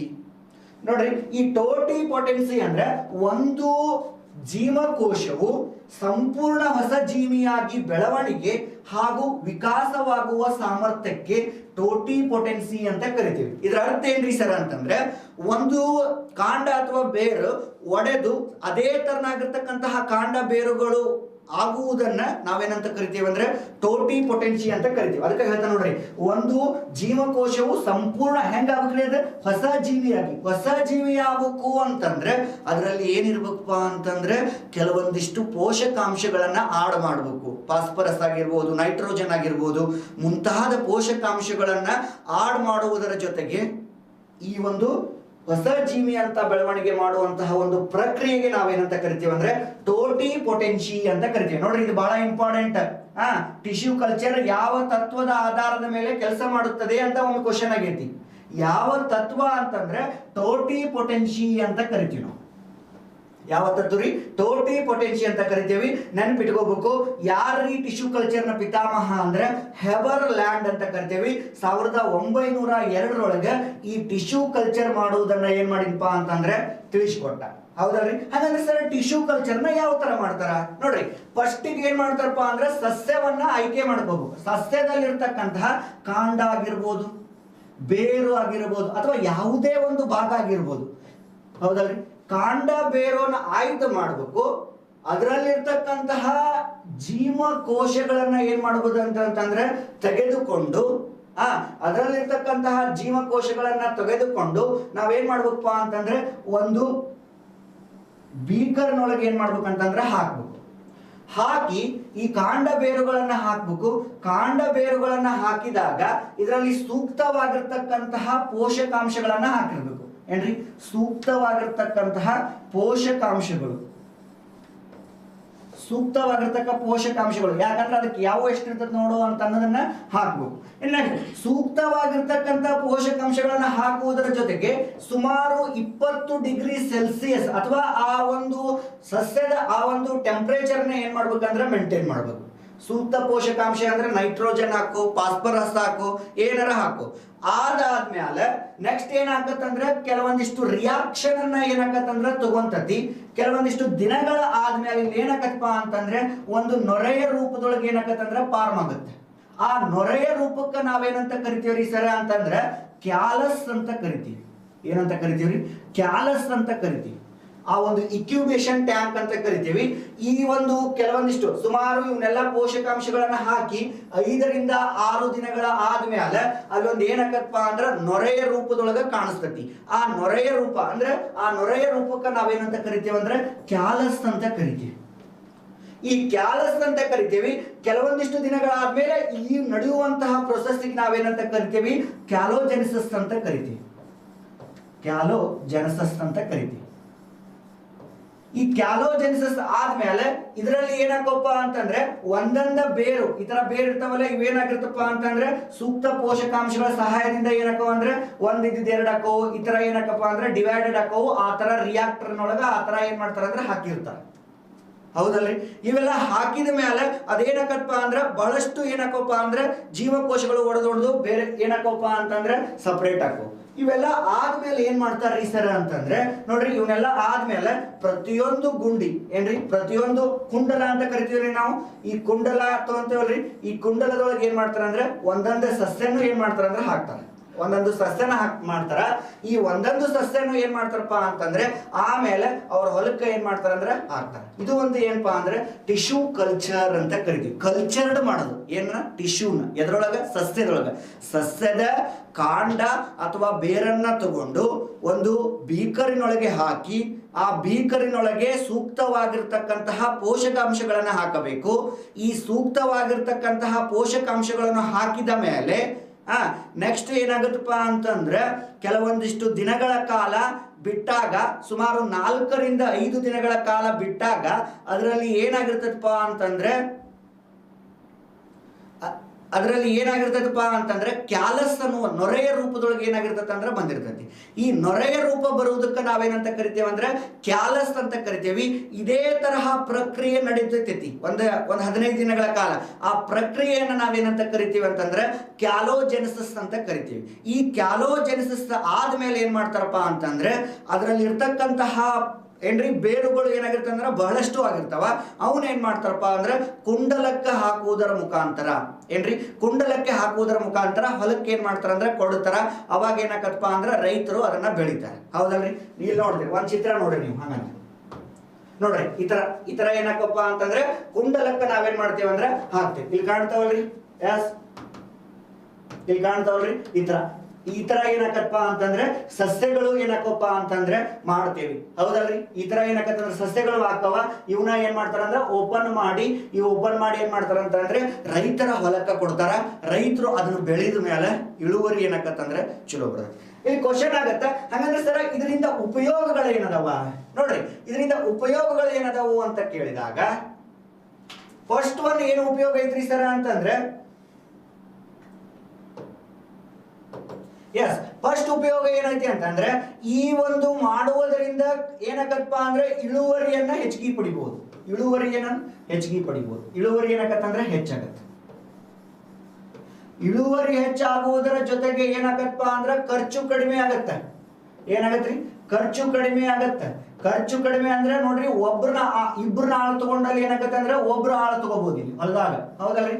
ನೆಕ್ಸ್ಟ್ ಇದು ಏನಪ್ಪಾ ಅಂದ್ರೆ ಇಳುವರಿ ಹೆಚ್ಚಾಗತ್ತಿ, ಖರ್ಚು ಕಡಿಮೆ ಆಗುತ್ತೆ. ಮತ್ತೇನಾಗತ್ರಿ ಅಂತ ನೋಡಿದಾಗ ಮತ್ತೇನಾಗತ್ತಪ್ಪ ಅಂತಂದ್ರೆ ಪ್ರತಿ ವರ್ಷಕ್ಕೊಮ್ಮೆ 2 ಬೆಳೆಗಳನ್ನ ನಾವೇನ್ ಮಾಡ್ಬೋದಪ್ಪ ಅಂದ್ರೆ ಬೆಳಿಬಹುದು ಇದರಿಂದ. ಹೌದಲ್ರಿ? 2 ಬೆಳೆಗಳನ್ನ ಬೆಳಿಬಹುದು. ಇದೆಲ್ಲ ಏನಪ್ಪಾ ಅಂದ್ರೆ ನಮ್ಮಲ್ಲಿ ಆಗುವಂತಹ ಒಂದು ಉಪಯೋಗಗಳು ಅಂತ ಕರಿತೀವಿ, ಅಥವಾ ಅನುಕೂಲಗಳು ಅಂತ ಕರಿತೀವಿ. ಸರ್, ಇನ್ನು ಅನಾನುಕೂಲ ಏನಾಗತ್ರಿ? ಅನಾನುಕೂಲಗಳು ಅಂತ ನೋಡಿದಾಗ ಫಸ್ಟ್ ಒನ್ ಏನಾಗತ್ತಪ್ಪ ಅಂತಂದ್ರೆ ಮಣ್ಣಿನಲ್ಲಿ ಇರ್ತಕ್ಕಂತಹ ಫಲವತ್ತತೆ ಕಡಿಮೆ ಆಗತ್ತೆ.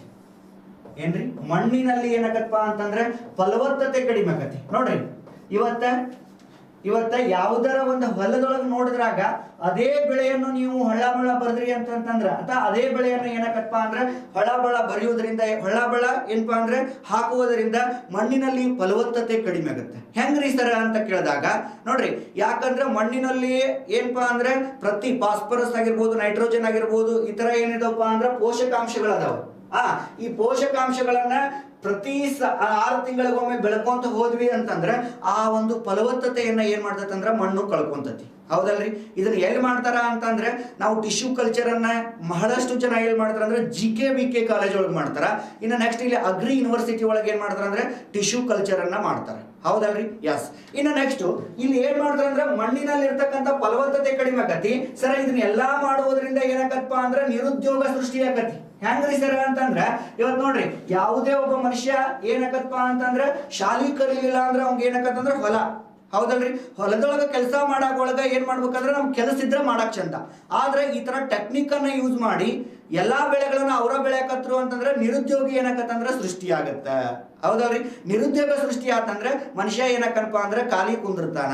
ಇದು ಏನಪ್ಪಾ ಅಂದ್ರೆ ಇದ್ರದೊಂದು ಅನಾನುಕೂಲ ಅಂತ ಹೇಳ್ಬೋದು. ಇದ್ರದ್ದು ಏನಾಕತ್ತಂದ್ರೆ ಅನಾನುಕೂಲಗಳು ಒಂದೇದೇನು, ಫಲವತ್ತತೆ ಕಡಿಮೆ ಆಕತಿ, ನಿರುದ್ಯೋಗ ಸೃಷ್ಟಿ ಆಕತಿ, ಮತ್ತೇನಪ್ಪಾ ಅಂತಂದ್ರೆ ಇದ್ರದಲ್ಲಿರ್ತಕ್ಕಂತಹ ಒಂದು ಫಲವತ್ತತೆ ಬಂದಿರ್ತದಲ್ಲ ಅದಕ್ಕಿಂತನೂ ಒಂದ್ ಸ್ವಲ್ಪ ಕಡಿಮೆ ಇರ್ತದೆ. ಹೌದಲ್ರಿ? ಇದನ್ನ ಮಾಡುವುದರಿಂದ ಫಲವತ್ತತೆ ಬಂದಿರ್ತದಲ್ಲ ಅದೇನಾಕರ್ತಂದ್ರೆ ಕಡಿಮೆ ಇರ್ತತಿ. ಓಕೆ, ಇದು ಏನಪ್ಪಾ ಅಂದ್ರೆ ಟಿಶ್ಯೂ ಕಲ್ಚರ್ ಅಂತ ನೋಡ್ತೀವಿ ನಾವು. ಇನ್ನು ನೆಕ್ಸ್ಟ್ DNA ಬೆರಳಚ್ಚು ತಂತ್ರಜ್ಞಾನ. ನೋಡ್ರಿ, ಇದು ಬಹಳ important from the point of examination. ಯಾಕಂದ್ರೆ ನಾಳೆ ಪೊಲೀಸರಾಗರದಿರಿ ನೀವು, ಅಥವಾ KS DYSP ಆಗರದಿರಿ. ಇದ್ರ ಬಗ್ಗೆ ಏನ್ ಮಾಡ್ಬೇಕಂದ್ರೆ ತಿಳ್ಕೊಳ್ಳಬೇಕು. ತಿಳ್ಕೊಂಡ್ರೆ ಮಾತ್ರ ನಾವೇನಾಕಪ್ಪ ಅಂದ್ರೆ ಮುಂದೆ ಸರ್ವೈವಲ್ ಆಕೇವಿ. ಹೌದು, ಹೆಂಗ್ರಿ ಸರ್ ಯಾಕೆ ತಿಳ್ಕೊಬೇಕು ಅಂತಂದ್ರೆ, ನೋಡ್ದಮ್ಮ, ಈಗ ನಾಳೆ ಪೊಲೀಸ್ ಆದಿ ಅಂತ ತಿಳ್ಕೊ ನೀನು. ಪೊಲೀಸ್ ಆದಿ ಅಂತಂದ್ರೆ ಯಾವ್ದಾರ ಒಂದು ಆಕ್ಸಿಡೆಂಟ್ ಆಗುತ್ತೆ. ಆಕ್ಸಿಡೆಂಟ್ ಆದಾಗ ಆ ಆಕ್ಸಿಡೆಂಟ್ ಆದ ಸಂದರ್ಭದಲ್ಲಿ ಅವನ ರಕ್ತ ಏನಾಗಿರ್ತದೆ ಅಂದ್ರೆ ಸೋರಿರ್ತತಿ, ಅಥವಾ ಏನಾಗಿರ್ತದೆ ಅಂದ್ರೆ ರಕ್ತ ಹರಿತಿರ್ತತಿ. ಅದನ್ನ ಹೋಗಿ ನೀ ಅವನ ಹಿಂಗ ಮುಟ್ಟಿದ್ಯಾ ಅಂತ ತಿಳ್ಕೊ. ಅವಾಗ ಏನಾಗತ್ತಪ್ಪ ಅಂದ್ರೆ ಅದನ್ನ ಯಾರು ಮಾಡ್ಯಾರ ಅನ್ನೋದು ಪತ್ತೆ ಹಚ್ಚುವಾಗ ಆ ಪೊಲೀಸ್ ಹೋಗಿ ಮುಟ್ಟಿದ್ನ ಅಂತಂದ್ರೆ ಅದು ಅವನ ಮೇಲೆ ಏನಾಕತ್ತಂದ್ರೆ ಬರ್ತತಿ. ಅದಕ್ಕೆ ನೋಡ್ರಿ, ನೀವು ಅಬ್ಸರ್ವ್ ಮಾಡಿರ್ಬೇಕು, ಪೊಲೀಸರು ಕೆಲಸ ಮಾಡುವಾಗ ಅವಾಗ ಬ್ಲೌಸರ್ ಹಾಕೊಂಡಿರ್ತಾರ, ಅಥವಾ ಅದ್ರ ಖರ್ಚಿಪಿಲ್ಲ ಏನ್ ಮಾಡ್ತಾರ ಅಂದ್ರೆ ಹಿಡಿತಾರ. ಯಾವ್ದ ಪಿಸ್ತೂಲ್ ಆಗಿರ್ಬೋದು, ಅಥವಾ ಯಾವ್ದಾದ್ರು ಏನಪ್ಪಾ ಅಂದ್ರೆ ಶಸ್ತ್ರಾಸ್ತ್ರಗಳನ್ನ ಹಿಡಿಯುವಾಗ, ಅಥವಾ ಯಾವ್ದಾದ್ರು ಸತ್ತ ಒಂದು ವ್ಯಕ್ತಿಯ ಹಿಡಿಯುವಾಗ, ನಾಳೆ ಯಾಕಂದ್ರೆ DNA ಒಳಪಡ್ತು ಅಂತ ತಿಳ್ಕೊರಿ, ಅಲ್ಲಿ ಅವ್ರದ್ದು ತೋರಿಸ್ತದ. ಹೌದಲ್ರಿ? ಆ ಒಂದು ಉದ್ದೇಶಕ್ಕಾಗಿ ನಾವೇನ್ ಮಾಡ್ತೀವಪ್ಪ ಅಂತಂದ್ರೆ, ನಾಳೆ ಪೊಲೀಸರಾದ್ವಿ ಅಂತಂದ್ರೆ ನಾವು ಕೂಡ ಏನ್ ಮಾಡ್ಬೇಕ್ರಿ ಸರ್ ಅಂತಂದ್ರೆ, ಏನಾದ್ರೂ ಕೈಗೆ ಬ್ಲೌಸು ಅಥವಾ ಖರ್ಚಿ ಮುಖಾಂತರ ಆ ಶಸ್ತ್ರಾಸ್ತ್ರಗಳನ್ನ ಮುಟ್ಟಬೇಕು. ಹೌದ್ರಿ? ಒಂದು ಚಾಕು ತಗೊಂಡು ಕೊಲೆ ಮಾಡೇನ್ರಿ, ನಾವು ಹೋಗಿ ಅದನ್ನ ಹಂಗ ಕೈಲಿ ಮುಟ್ಟಿದೆ ಅಂತ ತಿಳ್ಕೊರಿ, ನಾಳೆ DNA ಪರೀಕ್ಷೆಗೆ ಯಾರು ಮಾಡ್ಯಾರ ಅನ್ನೋದು ಒಳಪಡ್ತು ಅಂತ ತಿಳ್ಕೊರಿ, ಅವಾಗ ಆ ಪೊಲೀಸನಲ್ಲಿರ್ತಕ್ಕಂಥ ಬೆವರು ಅಲ್ಲಿ ಕುಂತಿತ್ತು ಅಂತ ತಿಳ್ಕೊರಿ, ಅದನ್ನೇನ್ ಮಾಡಿದಂದ್ರೆ DNA ಪರೀಕ್ಷೆಗೆ ಒಳಪಡಿಸ್ತಾರ. DNA ಪರೀಕ್ಷೆಗೆ ಒಳಪಡಿಸ್ತಂದ್ರೆ ಅದು ಅವನ ಹೆಸರನ್ನ ತೋರಿಸ್ತದ. ಹೌದಲ್ರಿ? ಇದು ಏನಪ್ಪಾ ಅಂದ್ರೆ DNA ಬೆರಳಚ್ಚು ತಂತ್ರಜ್ಞಾನ. ಹಂಗಂದ್ರೆ ಸರ ಈ DNA ಅಂದ್ರೆ ಏನ್ರಿ ಸ್ವಲ್ಪ ನೋಡೋಣ. ಡಿಆಕ್ಸಿರೈಬೋನ್ಯೂಕ್ಲಿಕ್ ಆಸಿಡ್ ಅಂತ ಕರಿತೀವಿ. ಈ ಡಿಆಕ್ಸಿರೈಬೋನ್ಯೂಕ್ಲಿಕ್ ಆಸಿಡ್ ಅನ್ನ ವಾಟ್ಸನ್ ಮತ್ತು ಕ್ರಿಕ್ ಅನ್ನುವಂತಹ ಇಬ್ಬರು ವಿಜ್ಞಾನಿಗಳು ಏನ್ ಮಾಡ್ತಾರಪ್ಪ ಅಂದ್ರೆ ಕಂಡುಹಿಡಿತಾರೆ. ವಾಟ್ಸನ್ ಮತ್ತು ಕ್ರಿಕ್ ಅನ್ನುವಂತಹ ಇಬ್ರು ವಿಜ್ಞಾನಿಗಳು ಏನ್ ಮಾಡ್ತಾರೆ ಅಂದ್ರೆ ಕಂಡುಹಿಡಿತಾರೆ. ಅದೇ ಹೇಳಿದ್ನಲ್ಲ ನಾನು, ಜೀವಕೋಶದೊಳಗ ನ್ಯೂಕ್ಲಿಯಸ್ ಇರುತ್ತೆ. ಈ ನ್ಯೂಕ್ಲಿಯಸ್ ಒಳಗ ಕ್ರೋಮೋಸೋಮ್ಗಳು ಇರ್ತಾವ. ಹಿಂಗ ಈ ಕ್ರೋಮೋಸೋಮ್ಗಳನ್ನ ಕ್ರೊಮ್ಯಾಟಿನ್ ಅನ್ನ ಓಪನ್ ಮಾಡುವಾಗ ಬರುವಂತಹ ಒಂದು ಅಂಗವೇ ಅದೇನಂತ ಕರಿತೀವಿ ಅಂತಂದ್ರೆ DNA ಅಂತ ಕರಿತೀವಿ. ಈ DNA ಒಳಗೆ ಏನಿರ್ತಾವಪ್ಪ ಅಂತಂದ್ರೆ ಈ ತರ ಜೀನ್ಸ್ ಗಳು ಇರ್ತಾವ. DNA is made up of jeans ಅಂತ ಕರಿಬೇಕು. ಇದ ಜೀನ್ಸ್ ಏನಕ್ಕಂತಂದ್ರೆ ಮನುಷ್ಯಗೆ ಬರ್ತೈತಿ. ಹೌದಲ್ರಿ? ಈ DNA ಪರೀಕ್ಷೆಯನ್ನ ಯಾವ ತರ ಮಾಡ್ತಾರ ಅನ್ನೋದಕ್ಕಿಂತ ಮುಂಚಿತವಾಗಿ ಇದ್ರ ಬಗ್ಗೆ ಒಂದ್ ಸ್ವಲ್ಪ ತಿಳ್ಕೊಳ್ಳೋಣಂತ. ಸರ, ಯಾವುದೇ ಪ್ರಭೇದದ ಎರಡು ಜೀವಿಗಳ ನಡುವಿನ ಸಾಮ್ಯತೆಯನ್ನು ಪತ್ತೆ ಹಚ್ಚುವಂತಹ ಒಂದು ತಂತ್ರಕ್ಕೆ ಏನಂತ ಕರಿತೀವಿ ಅಂದ್ರೆ DNA ಬೆರಳಚ್ಚು ತಂತ್ರಜ್ಞಾನ ಅಂತ ಕರಿತೀವಿ. ನೋಡ್ರಿ, ಇಡೀ ಪ್ರಪಂಚದೊಳಗ ನೋಡ್ರಿ ನೀವು ಎರಡು ಮಂದಿಯು ಎಲ್ಲರೂ ಏನಪ್ಪಾ ಅಂದ್ರೆ 99.9% ಸೇಮ್ ಇರ್ತಾವ. ಬಟ್ 0.1% ಏನಿರ್ತಾವ ಅಂದ್ರೆ ಡಿಫ್ರೆಂಟ್ ಇರ್ತಾವ. ಅದನ್ನ 0.1% ಆಧಾರದ ಮೇಲೆ ಏನಾದ್ರೂ ಜರುಗಿದ್ವು ಅಂತಂದ್ರೆ ಅದ್ರ ಏನ್ ಮಾಡ್ತಾರಪ್ಪ ಅಂದ್ರೆ ಕಂಡುಹಿಡಿತಾರೆ. ಹಂಗಂದ್ರೆ ಸರ ಇದ್ರ ಕಂಡು ಹಿಡಿದವ್ರು ಯಾರು ಅಂತಂದು ಒಮ್ಮೆ PSI ಕ್ವಶನ್ ಆಗೈತಿ. ಸರ, ಇದನ್ನ ಕಂಡು ಹಿಡಿದವ್ರು ಯಾರು ಅಂತಂದ್ರೆ ಅಲೆಕ್ ಜಫ್ರಿ ಅನ್ನುವಂತಹ ಒಬ್ಬ ವಿಜ್ಞಾನಿ 1985-86 ಒಳಗ ಈ ಬೆರಳಚ್ಚು ತಂತ್ರಗಾರಿಕೆಯನ್ನ ಕಂಡುಹಿಡಿದು. ಸರ, ಇದರಿಂದ ಅನುಕೂಲಗಳೇನದ್ರಿ, ಅನಾನುಕೂಲಗಳೇನದವ? ಸರ, ಅನುಕೂಲಗಳ ಬಾಳದವ್ರಿ. ಏನ್ರಿ ಸರ ಅನುಕೂಲಗಳು ಅಂತ ನೋಡಿದಾಗ ನಾವು ನೋಡ್ರಿ,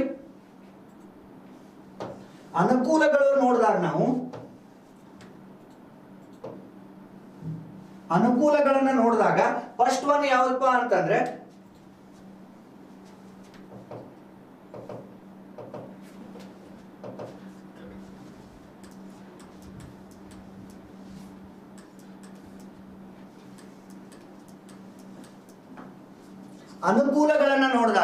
ನೋಡ್ರಿ, ಇಲ್ಲಿ ಏನಾಗತ್ತಪ್ಪ ಅಂತಂದ್ರೆ ಯಾವುದೇ ಒಬ್ಬ ವ್ಯಕ್ತಿಯ ಏನಾದ್ರೂ ಯಾವುದೇ ಒಬ್ಬ ವ್ಯಕ್ತಿಯ ಮಗು ಏನಾದರೂ ಕಳೆದ್ರು ಅಂತಂದ್ರೆ ಇವತ್ತ ಈ ಮಗು ಇವ್ರಿಗೆ ಸಂಬಂಧಪಟ್ಟಿದ್ದೆ ಅನ್ನೋದನ್ನ ನಾವೇನ್ ಮಾಡ್ಬೋದಪ್ಪ ಅಂದ್ರೆ ಈ ತಂತ್ರಗಾರಿಕೆ ಮುಖಾಂತರ ಕಂಡುಹಿಡಿಬಹುದು. ಹೌದಲ್ರಿ? ನೋಡ್ರಿ, ಇವತ್ತ ಏನ್ ಮಾಡ್ತಾರಪ್ಪ ಅಂದ್ರೆ ನಾರ್ಮಲ್ ಆಗಿ ಏನಾದ್ರೂ ಹೆಣ್ಣು ಮಕ್ಕಳು ಹುಟ್ಟಿದ್ರು ಅಥವಾ ಕೆಲವೊಂದಿಷ್ಟು ಮಕ್ಕಳು ಬೇಡಾದ್ರೆ ಏನ್ ಮಾಡ್ತಾರಪ್ಪ ಅಂದ್ರೆ ಒಂದು ಎಲ್ಲೆಲ್ಲರ ಬೀದಿ ಒಳಗೆ ಏನ್ ಮಾಡ್ತಾರ ಅಂದ್ರೆ ಬಿಟ್ಟು ಹೋಗ್ಬಿಡ್ತಾರೆ. ಹೌದಲ್ರಿ? ಇದರಿಂದ ನಮ್ಗೆ ಉಪಯೋಗ ಏನೈತ್ರಿ ಅಂದ್ರೆ DNA ಫಿಂಗರ್ ಪ್ರಿಂಟ್ ಇಂದ ನಮ್ಗೆ ಉಪಯೋಗ ಏನೈತ್ರಿ ಸರ್ ಅಂತ ನೋಡಿದಾಗ ಫಸ್ಟ್ ಏನಪ್ಪಾ ಅಂದ್ರೆ ಅಪರಾಧಗಳನ್ನ ಏನ್ ಮಾಡ್ಬೋದು ಅಂತಂದ್ರೆ ತಡಿ ಹಿಡಿಬಹುದು. ಅಪರಾಧಗಳನ್ನ ಏನ್ ಮಾಡ್ಬೋದಪ್ಪ ಅಂತಂದ್ರೆ ತಡಿ ಹಿಡಿಯಬಹುದು.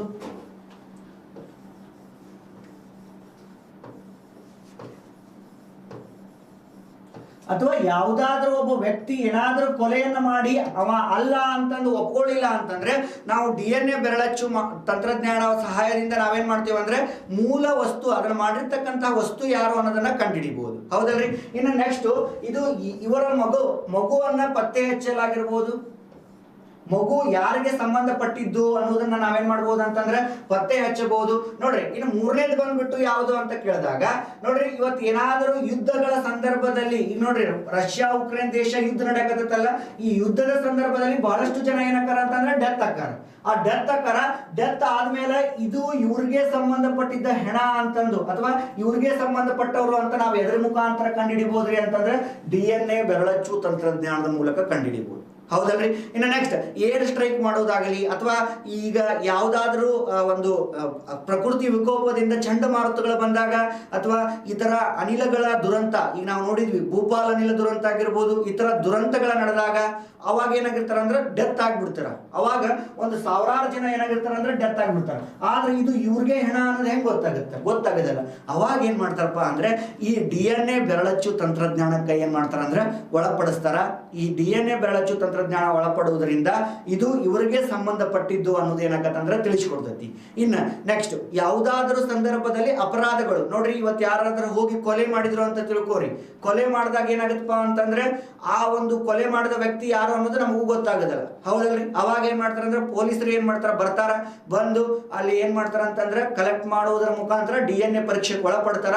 ಅವಾಗ ಇವರ ಮಾಡ್ಯಾರ ಅನ್ನೋದು ಗೊತ್ತಾಗುತ್ತೆ. ಹೌದಲ್ರಿ? ಇವರ ಮಾಡ್ರ ಅನ್ನೋದು ಗೊತ್ತಾಗತ್ತೆ. ಇದು ಏನಪ್ಪಾ ಅಂದ್ರೆ DNA ಬೆರಳಚ್ಚು ತಂತ್ರಜ್ಞಾನ ಅಂತ ನೋಡ್ಬೋದು. ಎಸ್. ಇನ್ನು ನೆಕ್ಸ್ಟ್ ಇದು ಏನಪ್ಪಾ ಅಂದ್ರೆ ಪಿಕ್ಚೋರಿಕಲ್ ಡೈಗ್ರಾಮ್ ಆಫ್ DNA ಬೆರಳಚ್ಚು ತಂತ್ರಜ್ಞಾನ. ಅದಕ್ಕಿಂತ ಮುಂಚಿತವಾಗಿ ಇದ್ರ ಸ್ಟೆಪ್ ನೋಡೋಣ ಅಂತ. ಇಲ್ಲಿ ಕ್ವಶನ್ ಕೇಳ್ಯಾರ, ನೆನಪಿಟ್ಕೋಬೇಕು. ಅಲೆಕ್ಸ್ ಜಫ್ರಿ ಅನ್ನುವಂತಹ ವಿಜ್ಞಾನಿ ಏನ್ ಮಾಡ್ಯಾನಪ್ಪ ಅಂದ್ರೆ DNA ಬೆರಳಚ್ಚು ತಂತ್ರಜ್ಞಾನ ಪಿತಾಮಹ ಅಂತ ಕರಿತೀವಿ. ಯಾಕಂದ್ರೆ ಅವ್ರು ಕಂಡು ಹಿಡಿದ್ರು, ಅದಕ್ಕೆ ನಾವೇನಂತ ಕರಿತೀವಿ ಅಂದ್ರೆ ಅವರ ಒಂದು ಹೆಸರನ್ನ ನಾವೇನಂತ ಕರಿತೀವಿ ಅಂದ್ರೆ the father of DNA finger print. ಹಾಗಂದ್ರೆ ಸರ್ ಈ ಬೆರಳಚ್ಚು ತಂತ್ರಜ್ಞಾನದ ಹಂತಗಳು ಏನಪ್ಪಾ ಅಂತಂದ್ರೆ ನೋಡ್ರಿ, ಮೊದಲನೇ ಸ್ಟೆಪ್ ಏನ್ ಮಾಡ್ತಾರೆ ಅಂದ್ರೆ ಮಾದರಿಯನ್ನ ಸಂಗ್ರಹಣೆ ಮಾಡ್ತಾರೆ. ನೋಡ್ರಿ, ಇಲ್ಲೇನಾರ ಒಬ್ಬರು ಡೆತ್ ಆದ್ರ ಅಂತ ತಿಳ್ಕೊರಿ, ಇವ್ ಮನುಷ್ಯ ಇರ್ತಾನ, ಏನಪ್ಪಾ ಅಂದ್ರೆ ಇಲ್ಲಿ ಕೊಲೆ ಆಯ್ತು ಅಂತ ತಿಳ್ಕೊರಿ. ಕೊಲೆ ಆದಾಗ ಏನಾಗಿರ್ತೈತೆ ಅಂದ್ರೆ ರಕ್ತ ಬೀಳ್ತಿರ್ತೈತಿ. ಏನ್ ಬೀಳ್ತೈತ್ರಿ? ರಕ್ತ ಬೀಳ್ತೈತಿ. ರಕ್ತ ಬಿದ್ದಾಗ ಏನ್ ಮಾಡ್ತಾರಪ್ಪ ಅಂತಂದ್ರೆ ಇದನ್ನ ಏನ್ ಮಾಡ್ತಾರ ಅಂತಂದ್ರೆ ಮಾದರಿಯನ್ನಾಗಿ ಏನ್ ಮಾಡ್ತಾರ ಅಂದ್ರೆ ಪೊಲೀಸರು ಬರ್ತಾರ. ಪೊಲೀಸರು ಬಂದು ಏನ್ ಮಾಡ್ತಾರ ಅಂದ್ರೆ ಈ ಮಾದರಿಯನ್ನ ಸಂಗ್ರಹಣೆ ಮಾಡ್ಕೊಂಡು ಹೋಗ್ತಾರೆ. ಸರ್, ಮಾದರಿಯನ್ನಾಗಿ ಏನೇನ ಸಂಗ್ರಹಣೆ ಮಾಡಬಹುದ್ರಿ ಅಂತಂದ್ರೆ ನೋಡ್ರಿ, ಈ ಮಾದರಿಯನ್ನಾಗಿ ರಕ್ತವನ್ನ ತಗೋಬಹುದು ಅಥವಾ ನಾವೇನ್ ಮಾಡಬಹುದು ಅಂದ್ರೆ ಬೆವರು ಅನ್ನ ತಗೋಬಹುದು. ಆ ಒಂದು ಸಂದರ್ಭದಲ್ಲಿ ಏನ್ ಸಿಗುತ್ತೆ. ನೆಕ್ಸ್ಟ್ ಏನಪ್ಪಾ ಅಂತಂದ್ರೆ ವೀರ್ಯವನ್ನು ಕೂಡ ತಗೋಬಹುದು. ನಾವು ಸ್ಪರ್ಮ್ ಅಂತ ಕರಿತೇವ್ರಿ. ವೀರ್ಯವನ್ನು ತಗೋಬಹುದು. DNA ಪರೀಕ್ಷೆ ಮಾಡಾಕ ಮಾದರಿಯನ್ನ ಸಂಗ್ರಹಣೆ ಮಾಡಿದ್ವಿ. ಈ ಮಾದರಿ ಒಳಗ ಏನ್ ಮಾಡ್ತೀವಪ್ಪ ಅಂದ್ರೆ ಈಗ ಒಂದು ಉದಾಹರಣೆ ತಗೊಳ್ರಿ, ಬ್ಲಡ್ ತಗೊಂಡಿವಿ ಅಂತ ತಿಳ್ಕೊರಿ. ಈ ಬ್ಲಡ್ ಒಳಗೆ ಏನ್ ಮಾಡ್ತಂದ್ರೆ ನೋಡ್ರಿ, ಇದು ಬ್ಲಡ್ ಅಂತ ತಿಳ್ಕೊರಿ. ಇದು ಬ್ಲಡ್ ಒಳಗೆ ಏನಪ್ಪಾ ಅಂದ್ರೆ ಈ ಬ್ಲಡ್ ನಲ್ಲಿ ಇರ್ತಕ್ಕಂತಹ ಒಂದು ಜೀವಕೋಶವನ್ನ ನಾವೇನ್ ಮಾಡ್ತೇವೆ ಅಂದ್ರೆ ಎಕ್ಸ್ಟ್ರಾಕ್ಟ್ ಮಾಡ್ತೇವಿ. ಆ ಜೀವಕೋಶದಲ್ಲಿ ಇರ್ತಕ್ಕಂತಹ DNA ಏನ್ ಮಾಡ್ತೇವೆ ಅಂದ್ರೆ ಬೇರ್ಪಡೆ ಮಾಡ್ತೀವಿ. DNA ಅನ್ನ ಬೇರ್ಪಡೆ ಮಾಡ್ತೀವಿ. ಹೌದಲ್ರಿ? DNA ಅಂದ್ರೆ ನಾ ಹೇಳಿನಿ, ಒಂದು ಜೀವಕೋಶದೊಳಗೆ DNA ಇರ್ತಾವಂತ ಹೇಳಿದ್ನಲ್ಲ ನಾನು. ಎಸ್. ನೋಡ್ರಿ, ಮೊದಲಿಗೆ ಮಾದರಿ ಸಂಗ್ರಹಣೆ ಮಾಡ್ತೇವಿ. ರಕ್ತ, ಬೆವರು, ವೀರ್ಯನ್ನ ಅಥವಾ ಏನ್ ಸಿಗುತ್ತೆ ನೋಡ ಅಲ್ಲಿ ಅದನ್ನ ಇನ್ಸ್ಟ್ರೂಮೆಂಟ್ ಅನ್ನ ತಗೊಂತೇವಿ. ಆಮೇಲೆ ಏನ್ ಮಾಡ್ತೀವಪ್ಪ ಅಂದ್ರೆ ಅದರಲ್ಲಿ ಇರ್ತಕ್ಕಂತಹ DNA ಅನ್ನ ಬೇರ್ಪಡಿಸ್ತೀವಿ. ಸರ್, DNA ಅನ್ನ ಬೇರ್ಪಡಿಸಿದಾಗ ಇಲ್ಲಿ ಏನಾಗತ್ತಪ್ಪ ಅಂತಂದ್ರೆ ಆ DNA ಅಂದ್ರೆ ಜೀವಕೋಶಗಳನ್ನ ತಗೊಂಡು ಆ ಜೀವಕೋಶದಲ್ಲಿ ಇರ್ತಕ್ಕಂತಹ ನ್ಯೂಕ್ಲಿಯಸ್ ಒಳಗ, ಆ ನ್ಯೂಕ್ಲಿಯಸ್ ಅಲ್ಲಿ ಇರ್ತಕ್ಕಂತಹ ಕ್ರೋಮೋಸೋಮ್ ಒಳಗ ಆ ಕ್ರೋಮೋಸೋಮ್ ಅನ್ನ ಓಪನ್ ಮಾಡಿದಾಗ DNA ಬರುತ್ತೆ. ಹೇಳಿದ್ನಲ್ಲಿ ನಾಗಲ್ಲೇ ಆ ಕ್ರೋಮೋಸೋಮ್ ಅಲ್ಲಿ ಇರ್ತಕ್ಕಂಥ DNA ಅನ್ನ ತಗೊಂತೀವಿ. ಆಮೇಲೆ DNA ಅನ್ನ ಬೇರ್ಪಡಿಸೋಕೆ ಆವಾಗ ನಮಗ ಬೇಕಾಗಿರ್ತಕ್ಕಂತಹ ಒಂದು DNA, ಹೌದಲ್ರಿ? ಬಹಳಷ್ಟು DNA ಬಹಳ ಇರ್ತೈತಿ, ಈ ತರ ಹಿಂಗ ಡಬಲ್ ಹೆಲಿಕ್ಸ್ ಬರ್ತಿರ್ತೈತಿ. ನಮಗ ಬೇಕಾಗಿರ್ತಕ್ಕಂತಹ ಒಂದು DNA ಅನ್ನ ಮಾಡ್ತೀವಿ ನಾವು, ಕಟ್ ಮಾಡ್ತೀವಿ. ಏನ್ ಮಾಡ್ತೀವಿ? ಕಟ್ ಮಾಡ್ತೀವಿ. ನೋಡ್ರಿ, ಇದಿಷ್ಟು ಬೇಕ್ರಿ ನಮ್ಗೆ, ಇದಿಷ್ಟು ಏನ್ ಮಾಡೋದು ಅಂದ್ರೆ ಕಟ್ ಮಾಡೋದು. ಸರ್ ಕಟ್ ಮಾಡಕ್ಕೆ ಏನ್ ಕತ್ರಿ ತರ್ತಾರನ್ರಿ ಅಲ್ಲಿ? ಇಲ್ಲ, ಅದಕ್ಕೊಂದು ಕಿಣ್ವಗಳನ್ನ ಯೂಸ್ ಮಾಡ್ತೇವೆ ನಾವು. ಅದ ಯಾವುದು ಅಂತ ಕೇಳಿದ್ರೆ ಇದನ್ನ ಬಹಳ ಸತ ಕೇಳೋಣ, REN ಅಂತ ಕರಿತೀವಿ, ಅಥವಾ ರಿಸ್ಟ್ರಿಕ್ಷನ್ ಎಂಡೋನ್ಯೂಕ್ಲಿಯಸ್ ಅಂತ ನಾವೇನ್ ಮಾಡ್ತೀವಿ ಅಂದ್ರೆ ಕರಿತೀವಿ. REN ಅಂತಂದು ಹ್ಯಾಮಿಲ್ಟನ್ ಅನ್ನೋ ಒಬ್ಬ ವಿಜ್ಞಾನಿ ಏನ್ ಮಾಡಪ್ಪ ಅಂದ್ರೆ ಇದನ್ನ REN ಅನ್ನುವಂತದನ್ನ ಕಂಡುಹಿಡಿದ. ಇಲ್ಲೇ ನೋಡಿದ್ರಿ, ಈ ಒಂದು DNA ದೊಳಗ REN ಅನ್ನ ಏನ್ ಮಾಡಿದ್ವಿ ಅಂದ್ರೆ ಕಟ್ ಮಾಡಿದ್ವಿ, ಹೌದಲ್ರಿ? ಆಮೇಲೆ ಈ DNA ತುಣುಕುಗಳನ್ನ ಏನ್ ಮಾಡ್ತೇವೆ ಅಂದ್ರೆ ಜೋಡಣೆ ಮಾಡ್ತೇವೆ, ಹೌದಲ್ರಿ? ಈ DNA ತುಣುಕುಗಳನ್ನ ಜೋಡಣೆ ಮಾಡಿ ನೆಕ್ಸ್ಟ್ ಏನ್ ಮಾಡ್ತಾರಂದ್ರೆ ಅದಕ್ಕೆ ಅಗರೋಸ್ ಜೆಲ್ ಎಲೆಕ್ಟ್ರೋಫೋರೆಸಿಸ್ ಮಾಡ್ತೀವಿ. ನೋಡ್ರಿ, ಈ ತುಣುಕುಗಳನ್ನ ಏನ್ ಮಾಡ್ತೀವಿ ಅಂತಂದ್ರೆ ಈ ತರ ಇರ್ತಾವಲ್ಲ DNA, ಈ ತರ ಮಾಡ್ತೀವಿ. ಈ ತರ ಮಾಡಿದಾಗ ನೆಕ್ಸ್ಟ್ ಏನ್ ಮಾಡ್ತೇವಿ ಅಂತಂದ್ರೆ ಇದಕ್ಕೆ ಹೀಟ್ ಮಾಡಿಕೊಡುವುದರ ಮುಖಾಂತರ ಅಗರೋಸ್ ಜೆಲ್ ಎಲೆಕ್ಟ್ರೋಫೋರೆಸ್ ಮಾಡ್ತೀವಿ.